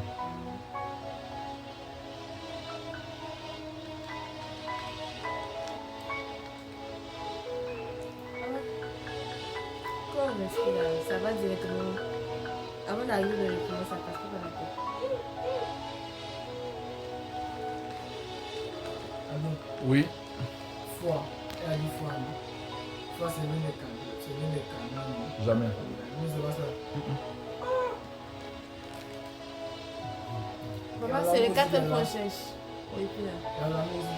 C'est jamais dedans mon fils. L'amour n'est pas un canal. Papa. L'amour c'est la vie. Papa. 4 mois, c'est pas. Aïe. Elle a dit gauche. Elle dit c'est pas. Il dit gauche. Papa, après ADF sur le Covid. Comment Dieu a créé Adam? Ensemble. Comment Dieu a créé Adam? Comment Dieu a créé Adam? Il lui a transmis le souffle de vie. Par quoi? En soufflant dans ses narines, non? Maintenant, comment est-ce qu'Adam a fait pour transmettre la vie à Ève et puis Caïn et Abel sont sortis là? Ah, vous aussi. Depuis là, oh, bien, on vous rêve. Vous n'avez pas fait SVT. Papa, ça va comment on avait dit. Maman, il savait pas. Vous avez comme il dit canal. Maman, elle n'a pas vu la main. Papa, maman, il avait tout. Il y a un, il dit l'amour. D'autres disent il y a 2 narines. Elle dit oreille. Elle vit par ses oreilles. Papa, il a trouvé. Tu as trouvé finalement. Il savait pas Finalement. comment on allait dire. Tu sais pas comment tu allais dire? Faut dire. Écoutez-moi. C'est le quatrième canal. C'est bon?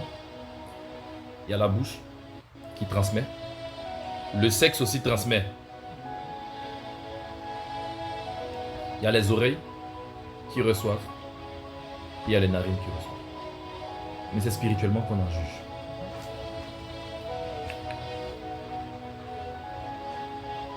Je viens de vous réciter les 4 organes les plus spirituels.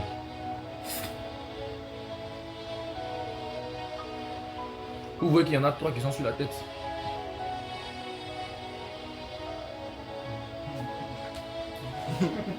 Mais il rit pourquoi? Non, hein. Non, hein. Ça sort pas de ma bouche. Ça, ils sont disposés. Hein.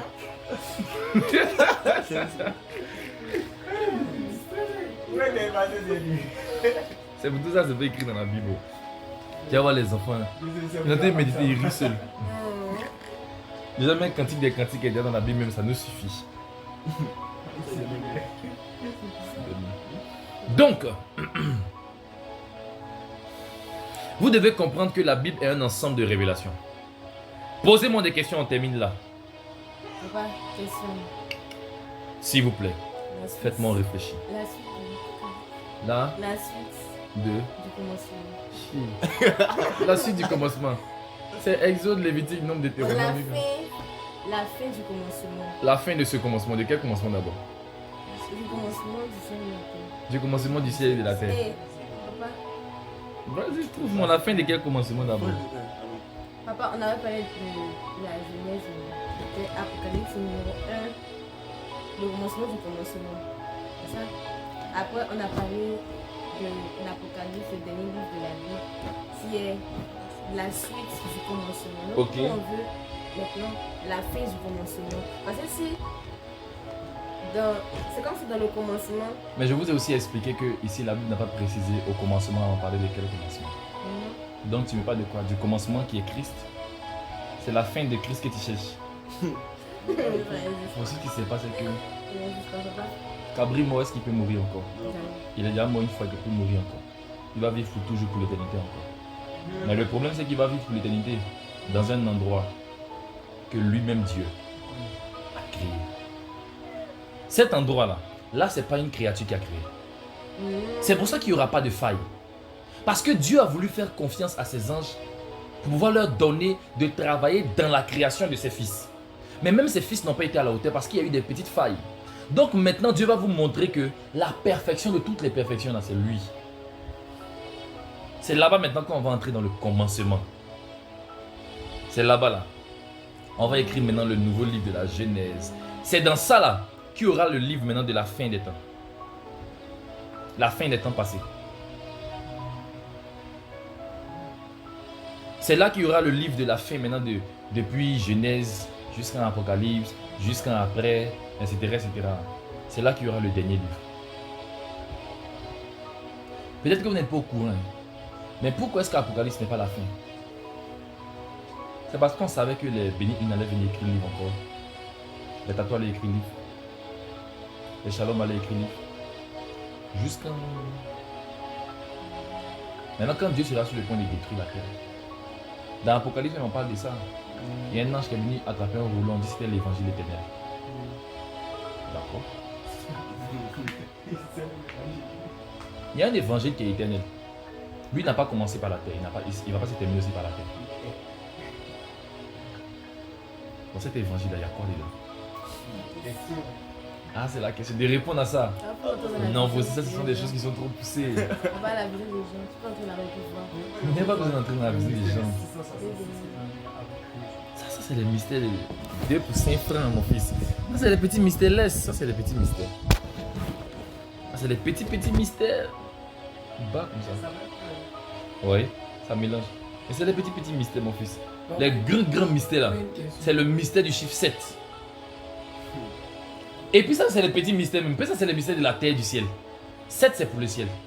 4, c'est pour la terre. 6, là, c'est pour les ténèbres. Et 9, c'est pour la lumière. 12, non. Ça, c'est les petits chiffres. Ça, c'est pas les chiffres principaux. C'est les petits chiffres. Les chiffres qu'elle vient de citer là, c'est les chiffres des différents mondes. Il y a le monde des ténèbres, il y a le monde des lumières. Le monde des ténèbres, c'est 6. Et le monde des lumières, c'est 9. Parce qu'en vérité, il a voulu faire un renversement parce qu'il a été précipité.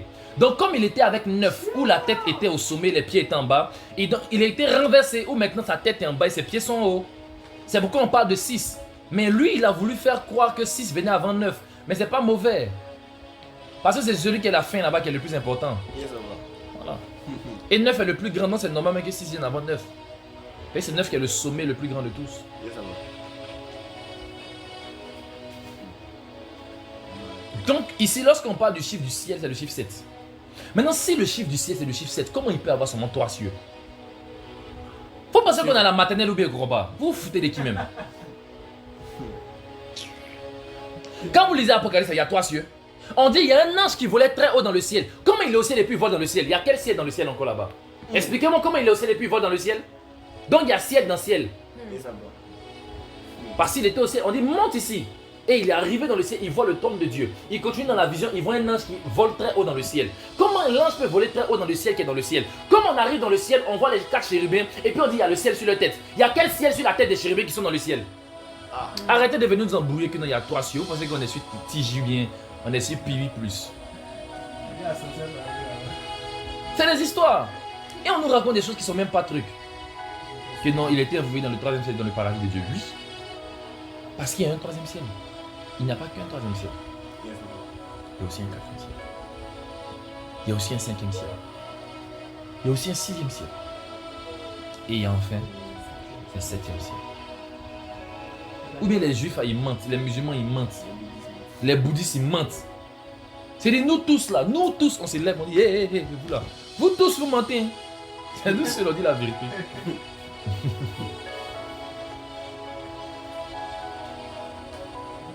Alléluia. Amen. Est-ce que vous savez qu'il y a une porte dans le 2e ciel où on rentre dans le 3e ciel? Mais est-ce que vous savez que les gens ne peuvent pas entrer là-bas parce qu'ils ne voient pas la porte là? Pourtant la porte est là. Mais ils ont été aveuglés sur la porte. De vous prouver ça? Porte peut être là et puis tu ne vois pas. Vous savez ça? Même dans la Bible. Vous savez que c'est possible ou même vous ne savez pas que c'est possible. La porte peut être là et puis tu ne vois pas. Vous savez que c'est possible? La Bible dit qu'il y a 2 personnes qui sont allées voir, comment il s'appelle? À Sodome et Gomorrhe, ils sont partis voir l'autre. Et la Bible dit qu'ils ont voulu coucher eux. On les a aveuglés, aucun d'eux n'a pu retrouver la porte. Pourtant la porte était là. Yes, ça va. Et eux quand ils sont sortis de la maison de l'autre, ils sont passés par où? Par la porte. Mais la porte était là, mais toute une ville n'a pas pu retrouver la porte. C'est comme ça que Dieu a aveuglé tout le 2e ciel. Il n'a pas pu Yes. retrouver la porte. Mm. Vous savez pourquoi? Jésus est devenu la porte. Yes. Il les a aveuglés, ils ne peuvent pas voir. Ils ne peuvent pas voir cette entrée-là. Vous savez que Jésus, il est physique, il est spirituel, non? Jésus-Christ a marché avec nous. Non? Et Jésus-Christ est devenu le pain, il est devenu le vin. Mais c'est pas que ça. Jésus-Christ, c'est aussi une porte. Il est plusieurs portes, mais ce n'est pas une seule porte, il est plusieurs portes. Il dit il est la porte des brebis. Il est la porte de quoi encore là? Il est la porte. Jésus-Christ, c'est plein de portes. Essayez de voir un peu. Vous connaissez pas encore. L'évangile, il y a un homme de Dieu qui dit l'évangile n'est pas pour les petits enfants. Yes. Les gens s'amusent. L'évangile, c'est pour les grands. Et nous là, on a fini un mystique même. Eux, ils sont mystiques, non? Ils n'ont qu'à changer mystique. Moi, je suis quelqu'un. Vous savez, si vous voulez bien me connaître, moi, je ne suis pas dans l'excès. Je ne suis pas dans l'excès. Est-ce que vous voyez ça? Tous les programmes, je prêche pour donner rima, et puis non. Et les programmes, je viens j'enseigne. Il y a des programmes, je coupe dans la révélation. Il y a des programmes, si tu veux venir être choqué là. Il y a des fois où je vais venir, je vais commencer à prêcher. Je t'assure, tout ce que je vais dire jusqu'à la fin, tu ne connais rien dedans. Yes, ça va. Même si j'ai prêché pendant 2 heures, tu ne connais rien. Parce que je vais lever, et quand je peux te regarder, je peux peser. Et puis je dis à Dieu exprès, je vais dire ce qu'il ne connaît pas. Et puis je commence, tout ce que je vais dire, tu ne connais pas un dedans. C'est mon onction. Il m'a donné cette onction, il m'a permis de le faire. Vous voyez un peu. Ça c'est mon ministère. Mais je ne fais pas de l'enseignement une fois arraché. Je ne cherche pas à toujours connaître. Non, c'est pas comme ça. Ceux qui me connaissent vraiment, ils savent que la plupart des rimas que je donne, c'est les rimas que je donne même quand ils sont en enseignement. Yes, ça va. Je ne m'assois pas venir me dire à Kenya, tout son code de rima. Peut-être que je ne fais jamais ça. Les seuls rimas que je me tue à trouver, c'est les rimas sur Jésus. Sinon, sur tout ce qui est sur le monde spirituel, ça ne m'intéresse pas trop de savoir ces choses. C'est utile de les savoir. Mais ce n'est pas prioritaire pour moi. Moi, j'ai autre chose à faire. Je dois chercher Jésus-Christ. Il est le siège de la sagesse et de la science. Quand je débloque un nouveau niveau de la connaissance de Jésus, je connais beaucoup de choses qui sont en bas. Avance, prophète. Parle un peu plus fort. Si c'est Pierre qui a reçu les clés de l'église, le moment il doit marcher avec la révélation. Mais pourquoi que Jésus est venu, c'est Marie de Magdala qui a su que Jésus était venu.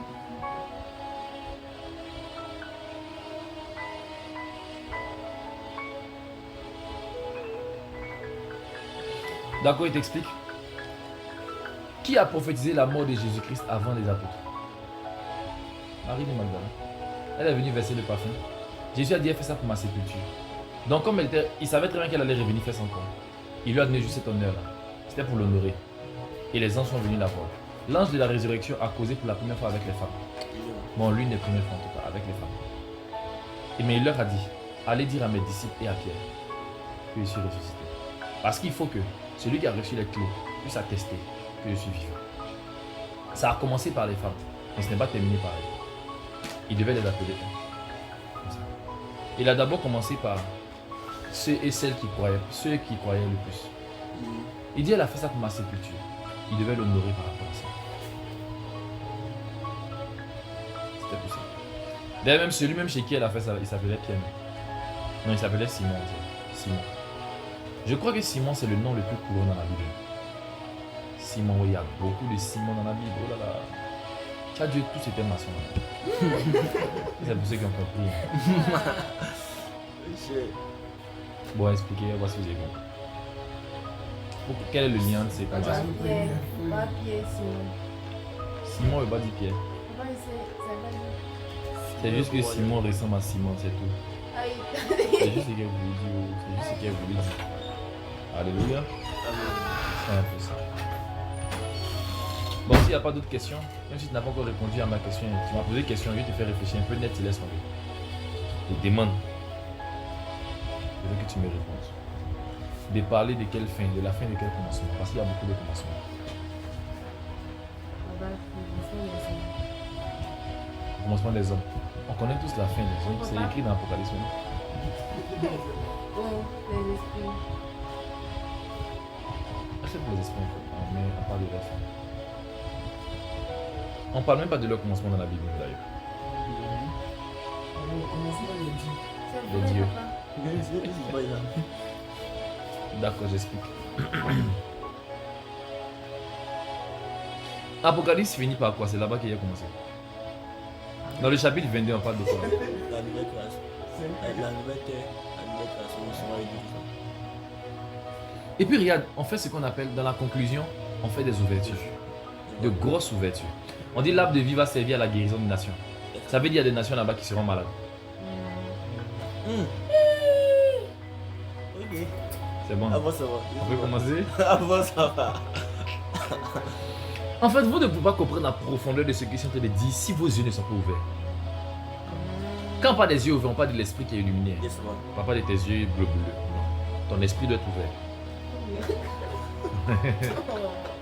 Maintenant, poussez, je vais comprendre. Provoquez-moi, poussez des questions qui me challengent. Montrez-moi que vous aussi, vous avez la connaissance. Mettez-moi en haut. L'arbre de la vie vient pour servir. On dit que ses feuilles servent à la guérison des nations. Et on dit que les murs de la Nouvelle Jérusalem sont tellement élevés pour ne pas que personne puisse entrer ni puisse sortir en passant par la porte seulement. Qui va vouloir entrer sans passer par la porte? Qui est dehors? Si nous tous on est dedans et que la ville est parfaite, pourquoi on voulait sortir pour aller où?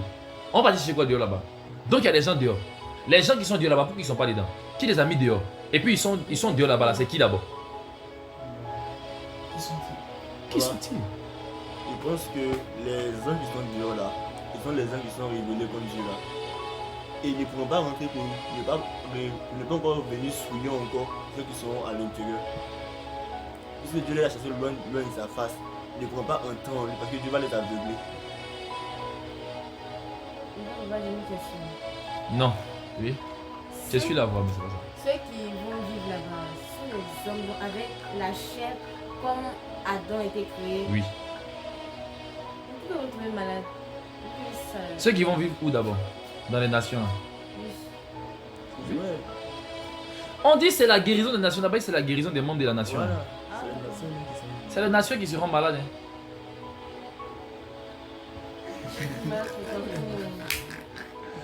Aux yeux de Dieu, là, les nations sont des entités vivantes. C'est vous qui n'entendez pas la terre respirer. Sinon, Dieu, lui, il entend quand la terre respire. Lui, Dieu, quand il appelle Abidjan par son nom, Abidjan lui répond et lui fait allégeance. Mais est-ce que vous entendez quand Abidjan parle à Dieu? Non. C'est normal que vous ne puissiez pas comprendre ce que je dis. Sinon, pourquoi Dieu va jeter le séjour des morts en enfer? Pourquoi Dieu va jeter le séjour des morts et la mort elle-même dans le lac de feu? Pourtant, la mort, selon vous, c'est un constat scientifique. Ton cœur arrête de battre, tu meurs. Pourtant, ce n'est pas fait des tumeurs, on ne conjugue pas un être. Mais il y a des êtres qu'on conjugue. Vous ne comprenez pas.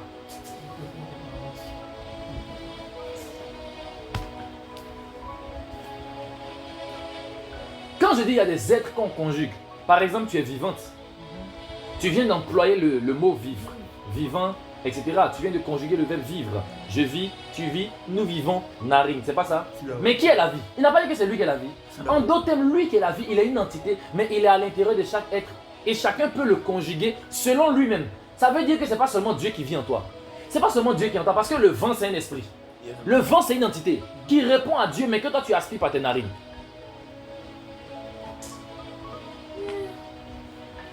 Quand tu enlèves l'eau dans un verre que tu bois, c'est toujours l'eau. Ce que tu bois, ce qui est dans le verre, ce qui est dans la mer, ce qui est dans la pluie, tout ça là, c'est l'eau. Et tout ensemble, là, c'est une seule créature de Dieu. Avec les enfants spirituels. Quand Dieu voit, Dieu lui sait très bien parce qu'il est au-dessus.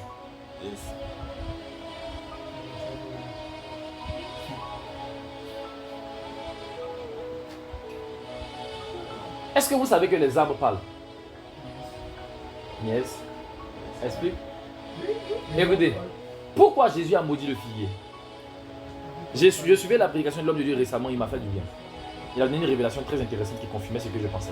Moi, je savais très bien que quand je prêche, par exemple, les éléments de la nature m'écoutent avec appétit, avec plaisir. J'ai déjà causé 1 ou 2 fois avec certains.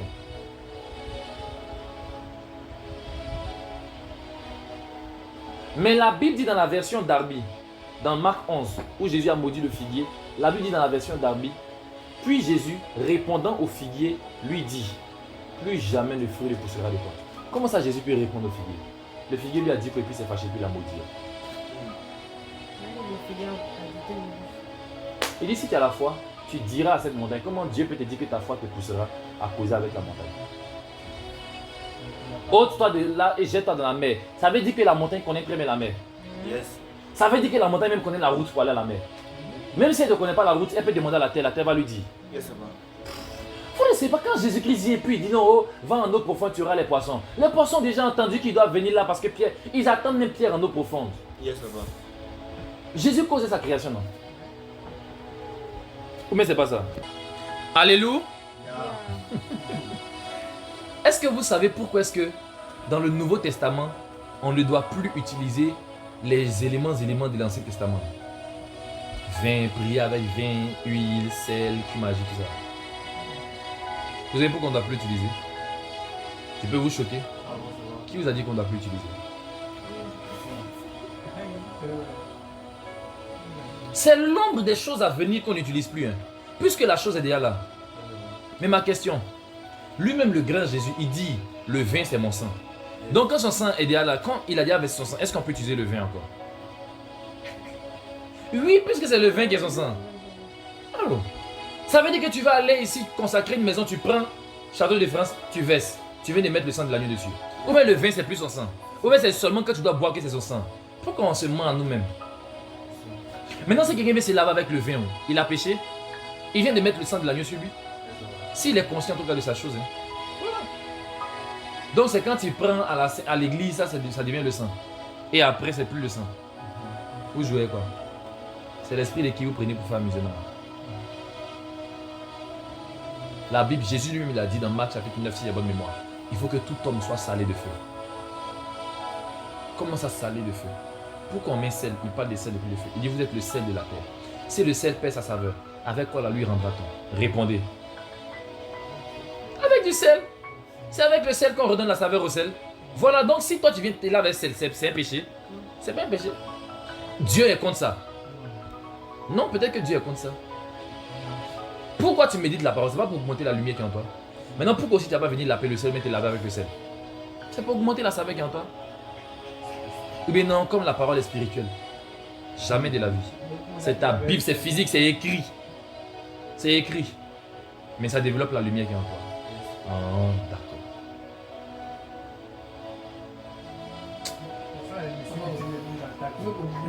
Dis-moi. Jacob, il a voyagé avec une huile. La Bible dit que Jacob a dormi sur son chevet, c'est-à-dire sur un caillou. Et puis la vie léchée. Comme ça, donc il est revenu à lui-même. Il a dit, bon là, c'est la maison de Dieu là. Il a versé l'huile là-dessus. Puis il a changé le nom de la ville, il a appelé ça Bethel. Et donc il est parti chez Laban, son oncle. Puis il est revenu chez son père. Il a fait un songe. Et puis la Bible dit que l'ange lui dit, retourne chez ton père. Maintenant, on lui dit, je suis le Dieu de Bethel. Là où tu as versé l'huile, et puis tu as changé. Ils vont lui expliquer. Non, ça, non, pourquoi lui dit le Dieu? C'est juste une appellation de Dieu. Quand on dit l'ange de l'Éternel, c'est juste un nom de Dieu. Quand Dieu se révèle comme un nom, c'est quoi? Parce qu'en ce temps, il y a un souci au niveau des traductions. Par exemple, quand tu lis la parole de Dieu, que ce soit ange, Dieu avec petit d, Dieu avec grand D, même certains passages où on parle des démons, tout est Elohim.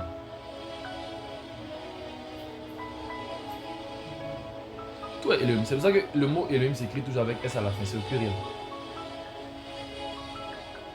Oui.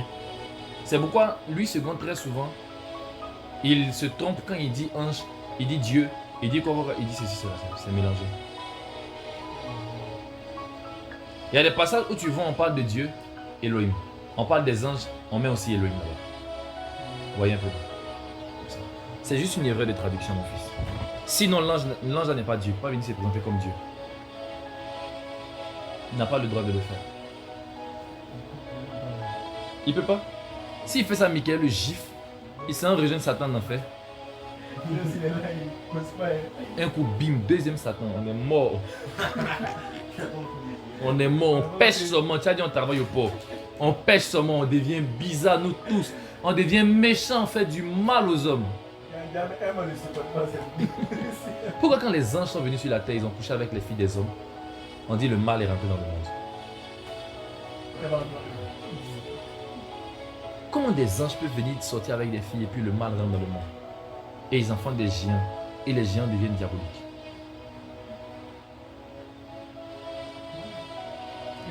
Le fruit de la rébellion.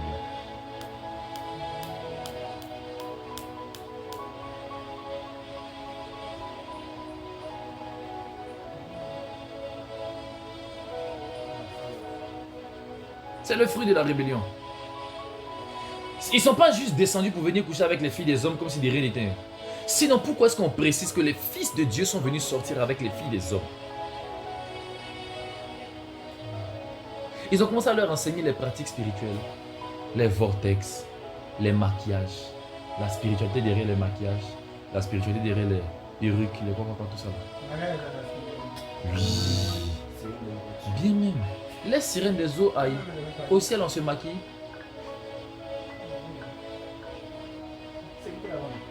Aïe.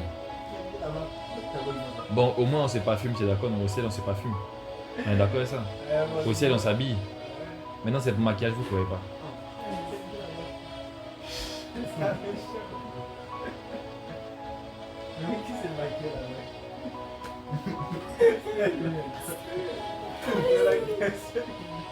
Tu sais pas qu'il y a femme au ciel?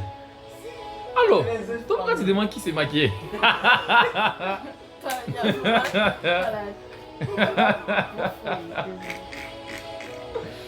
Vous savez pas qu'il y a des femmes qui ont des ailes au ciel? Qui vous a dit que ce sont des anges?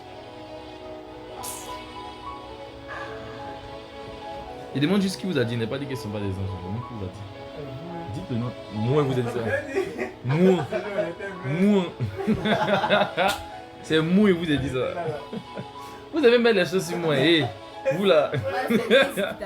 Mais c'est moi qui ai dit. Maintenant vous expliquez si je peux avancer. Ok, d'accord. Qui sont les anges? Ne sont-ils pas tous des esprits? au service de Dieu, envoyé pour exercer un ministère en travail de ceux qui doivent hériter du salut.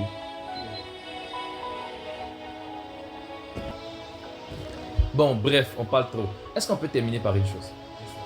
Est-ce que je peux maintenant vous expliquer? Apocalypse, ce n'est pas le livre de la fin. C'est le livre de la suite. Je vous ai expliqué. Apocalypse chapitre 4, le verset 1, on dit quoi? Monte ici, je te ferai voir quoi? Les choses qui doivent arriver où ça? Dans la suite, pas dans la fin. Ça veut dire même où la terre va venir prendre fin. C'est la fin du commencement de la terre. Mais on ouvre encore là-bas, il y a une suite là-bas. Parce qu'il n'a pas dit à la fin de la terre, il dit à la suite des temps. Ou bien? Quand on met à suivre, c'est dit que ça continue, non? On explique, et puis vers la fin, là-bas, maintenant, on met la fin. Mais souvent, on peut ne pas mettre la fin. Parce que l'Apocalypse n'est pas fini. La Bible même n'est pas terminée. Quand tu lis la Bible, tu sais que ce n'est pas terminé. Si un livre commence par le commencement, le livre doit se terminer par la fin, pas par révélation. Comment le livre de la fin peut s'appeler révélation? Appelle-toi un fin, il ne sait pas. Oui, appelle-toi fin. Ça s'appelle révélation. Ça veut dire qu'il y a d'autres livres qui s'appellent sûrement vertu, connaissance. Il n'y a que 66 livres dans la Bible. Et il y a des livres d'une page. Il a même dit. Je ne sais pas pourquoi on nous rend misérables. On nous rend misérables. Combien parmi vous ici à vous prier pour que Dieu puisse mettre en vous des livres? Ou bien que Dieu puisse vous donner des livres? Vous allez le matin. Tu as lu Apocalypse. Il y a Tu vois, non? Vous savez, vous connaissez pas ce qui est dans le rouleau, hein? Vous connaissez pas ce qui est dans le rouleau, hein? Une partie. Et puis tu donnes ça. On dit tiens, mange. Donc là, tu maîtrises Inès. Est-ce que vous comprenez? Moi, je me souviens d'une chose qu'on m'a faite. Je vais expliquer ça. Ils ont mis la Bible dans ma tête.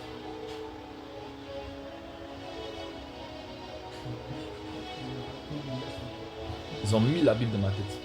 Mais ils n'ont pas mis que la Bible dans ma tête, sinon je serais l'un des hommes les plus limités au monde.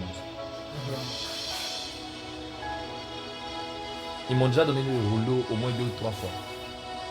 Différents rouleaux. Une fois c'était pour prophétiser, 2 autres fois c'était pour prêcher. Maintenant, c'est ce par quoi ils ont terminé. La dernière expérience dont je me rappelle, c'est du pain. Ils m'ont donné un morceau de pain. Et Daniel m'a dit dans mes oreilles, ce pain que tu es en train de manger là, c'est la connaissance des temps à venir. Il m'a dit, à moi ça a été refusé à mon époque. Mais à toi maintenant, je t'ouvre ça. J'ai prié pour ça. Tu as prié pour ça aujourd'hui même. Dieu va te bénir, ma fille.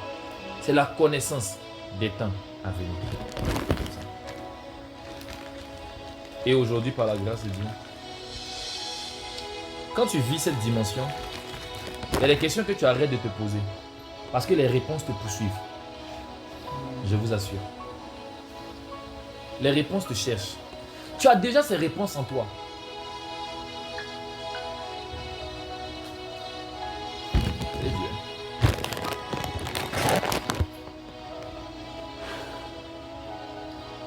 Est-ce que vous comprenez? C'est comme un homme qui a l'argent, puis il a faim. Qu'est-ce qu'il doit faire? Okay. La nourriture là, ça se trouve dans ton argent. Nous avons déjà des grâces qui se trouvent déjà en nous. Sachant comment les faire sortir. Est-ce que vous comprenez?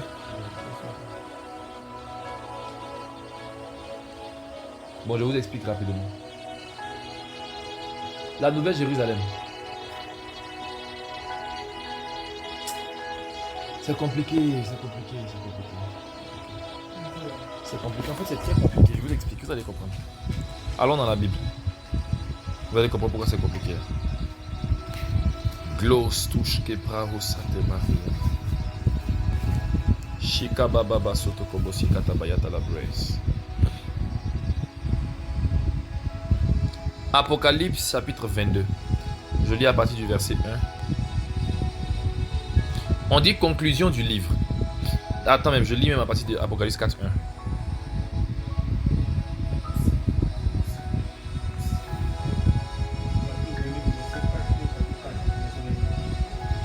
Je lis à partir du chapitre 4.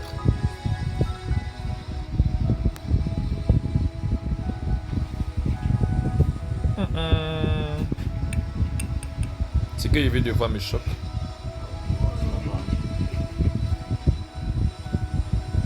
Ce que je viens de voir me choque.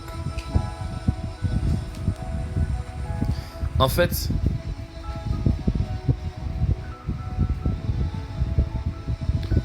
suite en hébreu, en grec, pardon, c'est la même racine que après.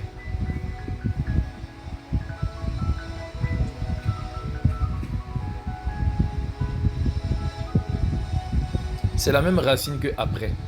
Quand on dit suite, c'est comme si on dit après. Genre, c'est qui vient après. La suite, c'est ce qui vient après. Et vous savez comment on dit ça en grec? Méta. Ça veut dire que nous sommes dans le temps du méta. Quand tu mets sur l'application WhatsApp, qu'est-ce qu'ils sont en bas? C'est pas ça. C'est un symbole pour nous dire que nous sommes dans ce temps-là. Donc nous sommes dans l'accomplissement d'Apocalypse.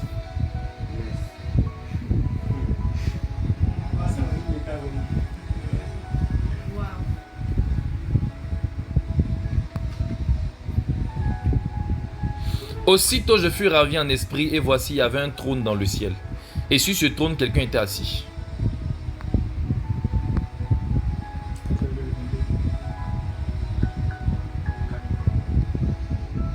Maintenant allons dans l'Apocalypse 22. Et il me montra un fleuve d'eau de la vie, limpide comme du cristal, qui sortait du trône de Dieu et de l'agneau. Au milieu de la place de la ville et sur les deux bords du fleuve, il y avait un arbre de vie, produisant 12 fruits, 12 fois des fruits, produisant 12 fois des fruits, rendant son fruit chaque mois, et dont les feuilles servaient à la guérison des nations. Ça veut dire que là-bas aussi, un an sera constitué de 12 mois. 12 fruits chaque mois. Il n'y aura plus d'anathème. Le trône de Dieu et de l'agneau sera dans la ville. Mais ma question, quand on dit guérison des nations, essayons d'aller lire dans d'autres versions pour voir ce que ça va donner. Parce que vraiment, guérir les peuples, les nations, les peuples, les nations, les nations, les peuples, les gentils. Oh oh. Si on dit ici, c'est pour la santé des gentils. Les gentils, ce sont les païens. Dans la version Chouraki, même on dit les goïms. Je ne sais pas qui est goïm. Donc je laisse tomber. Il n'y aura plus d'anathème. Le trône de Dieu et de l'agneau sera dans la ville. Ses serviteurs le serviront et verront sa face. Et son nom sera sur leur front. Il n'y aura plus de nuit. Et ils n'auront besoin ni de lampe ni de lumière. Parce que le Seigneur Dieu les éclairera. Ni de lampe ni de lumière. Parce que le Seigneur Dieu les éclairera. Et ils régneront au siècle des siècles. Ça veut dire que là-bas, il ne va pas dire que la lumière soit. Ça veut dire quoi? On a besoin de lampe ou de lumière quand Dieu ne nous éclaire pas. Ça veut dire que la lumière soit là. Ce n'était pas la présence de Dieu. C'était la présence de ses anges. C'était la présence des dieux. C'était la présence des âmes. Ce n'était pas la présence de Dieu lui-même. C'est pour ça qu'il y a pu avoir le mal. Sinon le serpent ne pouvait pas se manifester là où il y avait Dieu. Oui. C'est pourquoi il n'y a pas de mal en Dieu. C'est hors de Dieu qu'il y a le mal. Quand je dis hors de Dieu, je veux parler des réalités qu'il a créées. Où il a placé des gens qui ont le libre arbitre pour venir diriger. C'est là-bas qu'il y a le mal. Bref. Il me dit, ces paroles sont certaines et véritables. Et le Seigneur, le Dieu des esprits des prophètes, a envoyé son ange pour montrer à ses serviteurs les choses qui doivent arriver bientôt. Pas la fin, mais les choses qui doivent arriver bientôt. Et voici, je viens bientôt. Heureux celui qui garde les paroles de la prophétie de ce livre. C'est moi, Jean, qui ai entendu et vu ces choses. Et quand j'eus entendu et vu, je tombais aux pieds de l'ange qui me les montrait pour l'adorer. Mais il me dit, garde-toi de le faire. Je suis ton compagnon de service et celui des frères les prophètes et de ceux qui gardent les paroles de ce livre. Adore Dieu.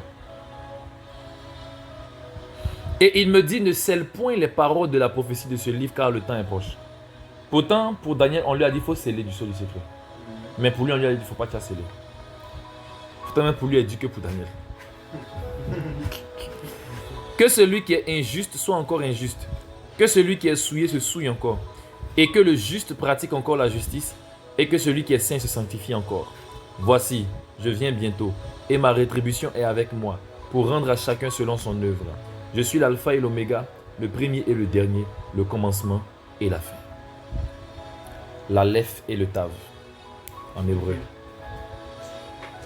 Heureux ceux qui lavent leurs robes afin d'être droits, d'avoir droit à l'arbre de vie et d'entrer par les portes dans la ville. Ça veut dire qu'il y a des gens qui vont essayer d'entrer ailleurs. Parce qu'il précise d'entrer par les portes. Pourtant, les portes ici, c'est qui? N'oubliez pas que les 12 portes sont les 12 apôtres. Entrer par les portes, ça veut dire croire en ses serviteurs. Tu crois en moi? Tu vas rentrer.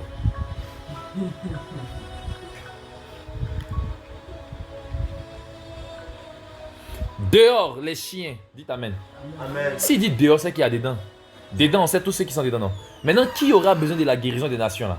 On dit dehors les chiens, les enchanteurs, les impudiques, les meurtriers, les idolâtres et quiconque aime et pratique le mensonge.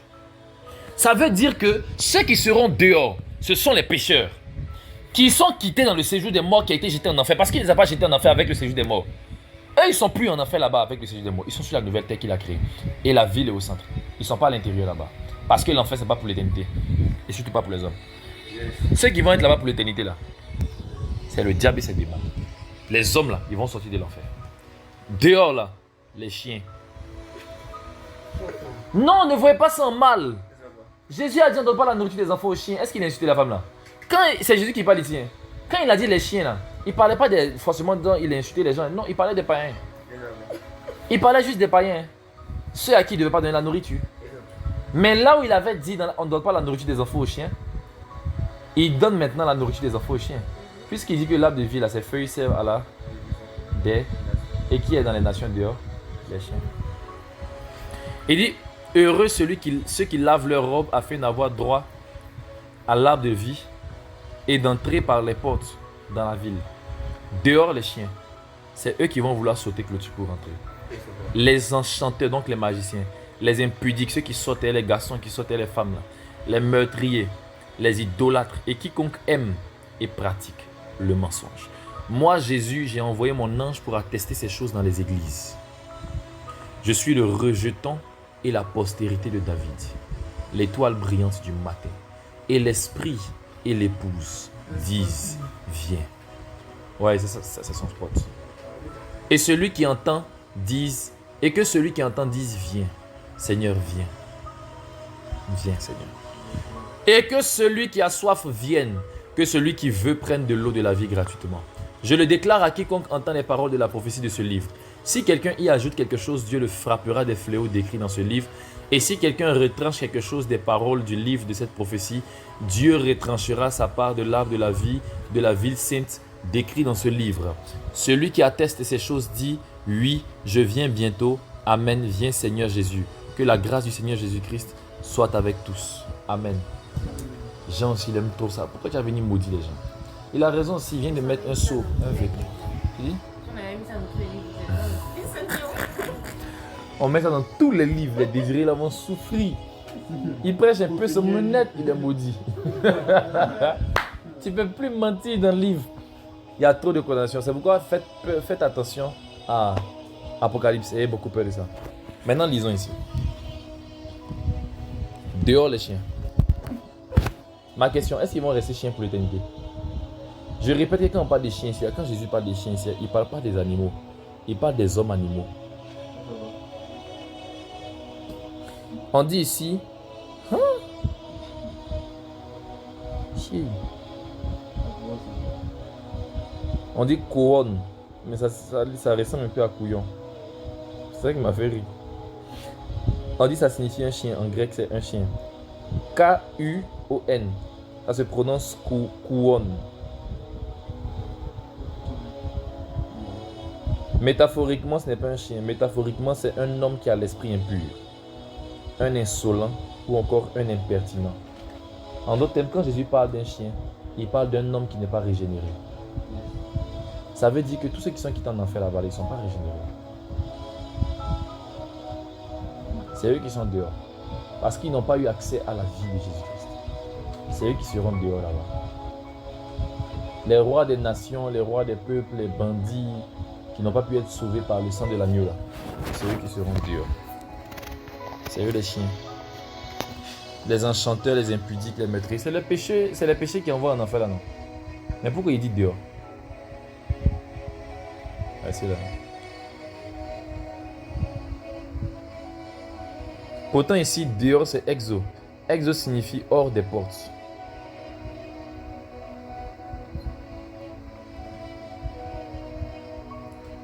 Ça veut dire beaucoup de choses, mais notamment hors des portes. Pourtant ici, il a dit heureux ceux qui lavent leur robe afin d'avoir droit à l'arbre de vie et d'entrer par les portes dans la ville. Mais hors des portes, il y aura. Vous voyez que ça colle, non? Heureux ceux qui, voilà, parce qu'ils vont entrer par les portes. En dehors des portes, les chiens. Vous voyez que ça colle, non? On dit ici même, quant aux ennemis de Dieu, occultistes, débauchés, meurtriers, idolâtres et tous ceux qui aiment le mensonge et s'y livrent, ils resteront en dehors de la ville. Donc, mais qu'ils restent dehors, ceux qui vivent n'importe comment. Qu'ils restent dehors les sorciers, les gens immoraux. Qu'ils restent dehors les assassins, ceux qui adorent les faux dieux, ceux qui aiment le mensonge et qui mentent. Ils ne vont pas rester dehors. Maintenant, je peux vous expliquer la suite. Je vous explique la suite et puis c'est par là qu'on va s'arrêter, par la grâce de Dieu. C'est pas ça? Ok. Pourquoi je dis qu'ils ne vont pas rester dehors selon vous? Parce qu'en vérité, nous, on ira vers eux. On va les évangéliser encore. Cette fois-ci, ce sera une évangélisation différente. Vous savez pourquoi? On va leur donner Dieu. On va les enseigner. On va leur présenter les merveilles de Dieu. Et ils deviendront semblables à Dieu au fur et à mesure. Au fur et à mesure. Le mal disparaîtra d'eux. On va enlever le mal d'eux. Afin qu'ils deviennent bien. Et on va faire en sorte que de ville, la ville du grand roi, la ville du Tout-Puissant. Est-ce que vous savez que Jérusalem là, la grande Jérusalem céleste là, on dit c'est la ville de David. La cité de David. Parce que quand Dieu veut élever quelqu'un, Dieu élève. C'est-à-dire que nous, on va habiter dans un monde, c'est David qui est le chef de ce monde. Ah! Vous voyez, quand Dieu laisse ses enfants souffrir, pour ce que c'est rien. Et non, oh, il est là et puis un coup, Abraham fait 25 ans de souffrance. Bim, il devient le père de la foi. Oh, et Dieu. Le père de la foi qui nous permet de connaître Dieu. Là. Abraham, lui, il est son papa. Jésus même qui est venu sur la terre, qui est Dieu, lui, il n'a pas fait appeler père de la foi. Lui, Abraham, il est le papa de la foi. Il a accouché la foi. Abraham, ce n'est pas camarade de quelqu'un. Hein? On dit qu'il espérait en une cité dont l'Éternel était l'architecte et le bâtisseur. Dieu lui avait montré ça quand? Dieu lui avait montré Jérusalem. Ah, d'accord. Ouais. Et pour ceux qui ne savent pas, pourquoi Abraham a respecté Melchisedec? Melchisedec était roi de quoi? Salem. Ça ne vous rappelle rien? Bon, vous ne connaissez pas. Salem, c'est Jérusalem. Oui, c'est Jérusalem. En hébreu, on dit Jérusalem. On n'est pas dit Yerushalom. Parce que c'est cité de la paix. Donc, Salem, c'est Shalom. Donc, il était le roi de Shalom. Mon nom est Popu. Oh, forcément. Forcément. Pour vous dire que Melchisedec était le roi d'une ville qui portait le nom de la ville du grand roi. Abraham espérait en une ville. Quand Dieu veut honorer, il honore. Quand Dieu veut honorer, il honore. Comment Dieu peut dire que David? C'est écrit dans l'Apocalypse. Voici la Jérusalem céleste, la ville du grand roi. Au ciel même, on reconnaît que David était un grand roi. Peut-être il a souffert. Mais il était un grand. Et Dieu du ciel. Nos souffrances vont nous donner des points. Jésus a souffert 3 ans et demi. On dit tout pouvoir lui a été donné. C'est pas l'étendue de ta souffrance qui donne non. Hein. C'est le poids de ta souffrance. Donc quand souvent je me plains pour dire, ah, il a souffert là. Amen, que je souffre encore, Seigneur. Tant que tu me rassures de ta présence, moi je vais souffrir seulement. Mais genre, il faut varier les souffrances.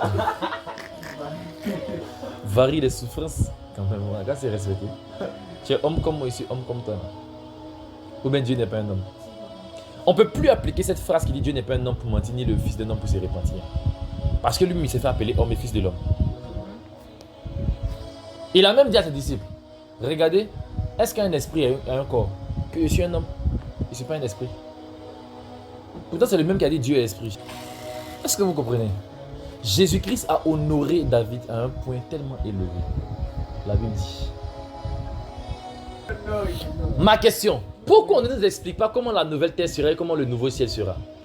Est-ce que c'est les anges qui vont encore habiter dans le nouveau ciel? Ou bien Dieu encore va créer une autre catégorie d'esprit là-bas? Cette fois-ci, il y aura 7 cieux? Il y aura plus que ça? Ou bien ça sera comment? Pourquoi on n'explique pas ça?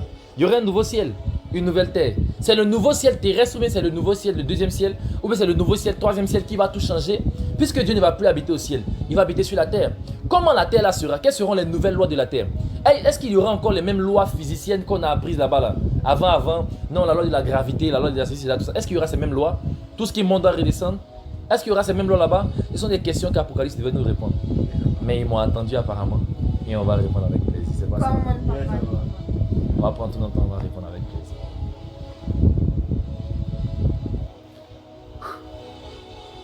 Est-ce que vous savez que Jésus-Christ vit au ciel avec son corps?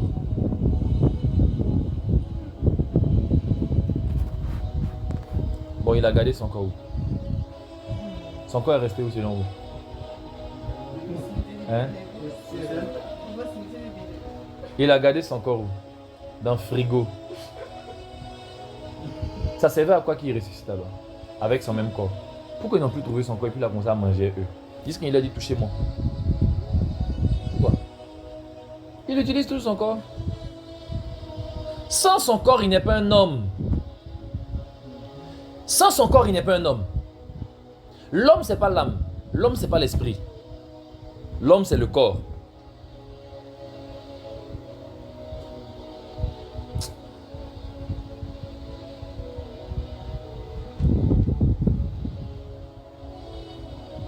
Un jour, vous allez comprendre ça.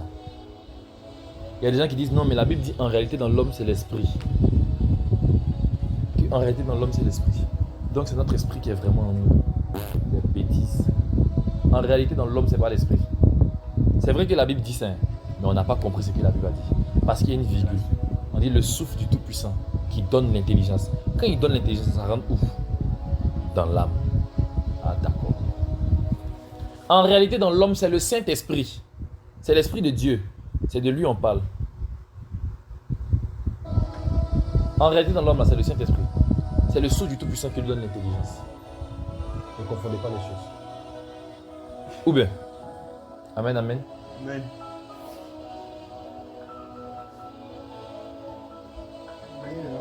Donc, si je veux continuer pour dire, vous devez retenir qu'il y aura aussi la révélation sur les anges, la révélation sur les hommes, la révélation sur les dieux, la révélation sur les vertus, sur les entités. Les vertus vont habiter où? Vous connaissez les vertus? Il y a 7 vertus majeures. En réalité, il y en a même 9. Mais le bien et le mal sont des vertus. Ouais. Mais bref. Donc ma question.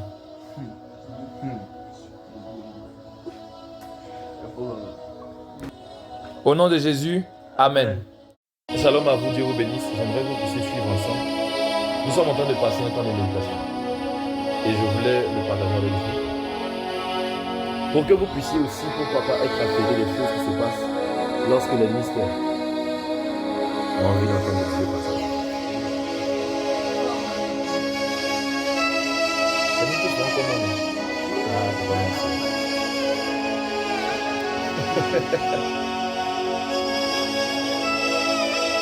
J'ai une question à poser afin qu'on puisse commencer la méditation. C'est bon? Mélodie venue du ciel, mais c'est joli à voir, c'est intéressant à entendre. Alléluia.